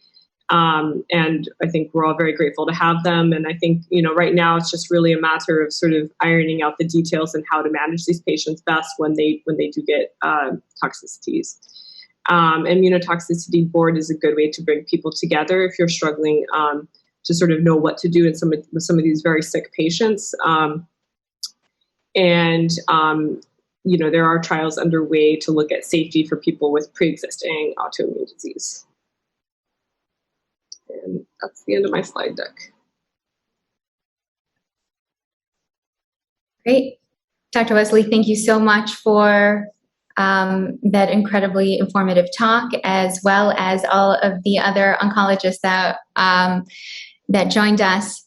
So I just wanted to thank everybody who joined us today for this exciting second annual JOWMA CME course. The recordings of today will be available in several days, and we'll make sure it is either posted on our website or YouTube channel. And I just wanted to again thank all of the panelists who volunteered their time to be here on this beautiful summer Sunday morning. And I also wanted to really thank the Yale CME office, especially Ann Stark, for helping organize this conference. I also wanted to just give some quick statistics about all of the work that JOWMA has done since inception over the past 2 years. This is our, like I said before, our second annual continuing medical education course. Our organization has provided over 70 lectures and podcasts to the community, reaching over 4,000 viewers. And everything that we do is geared towards education, namely women's health. Now with the COVID pandemic, a lot of COVID vaccine information and vaccination information in general. And I just want to say kala kavo to all of the board members and everyone else that helps make this organization possible. We have over 300 members that are a part of our organization, and hopefully will continue to grow. Tonight we have our award dinner, and looking forward to seeing people in person there. And I'm now going to direct everybody to the chat box on the side. If you join now JOWMA exhibit links, we have 3 different breakout talks, one geared for medical students, one geared for residents, and one geared for attendings. And then after that, enjoy the rest of your day.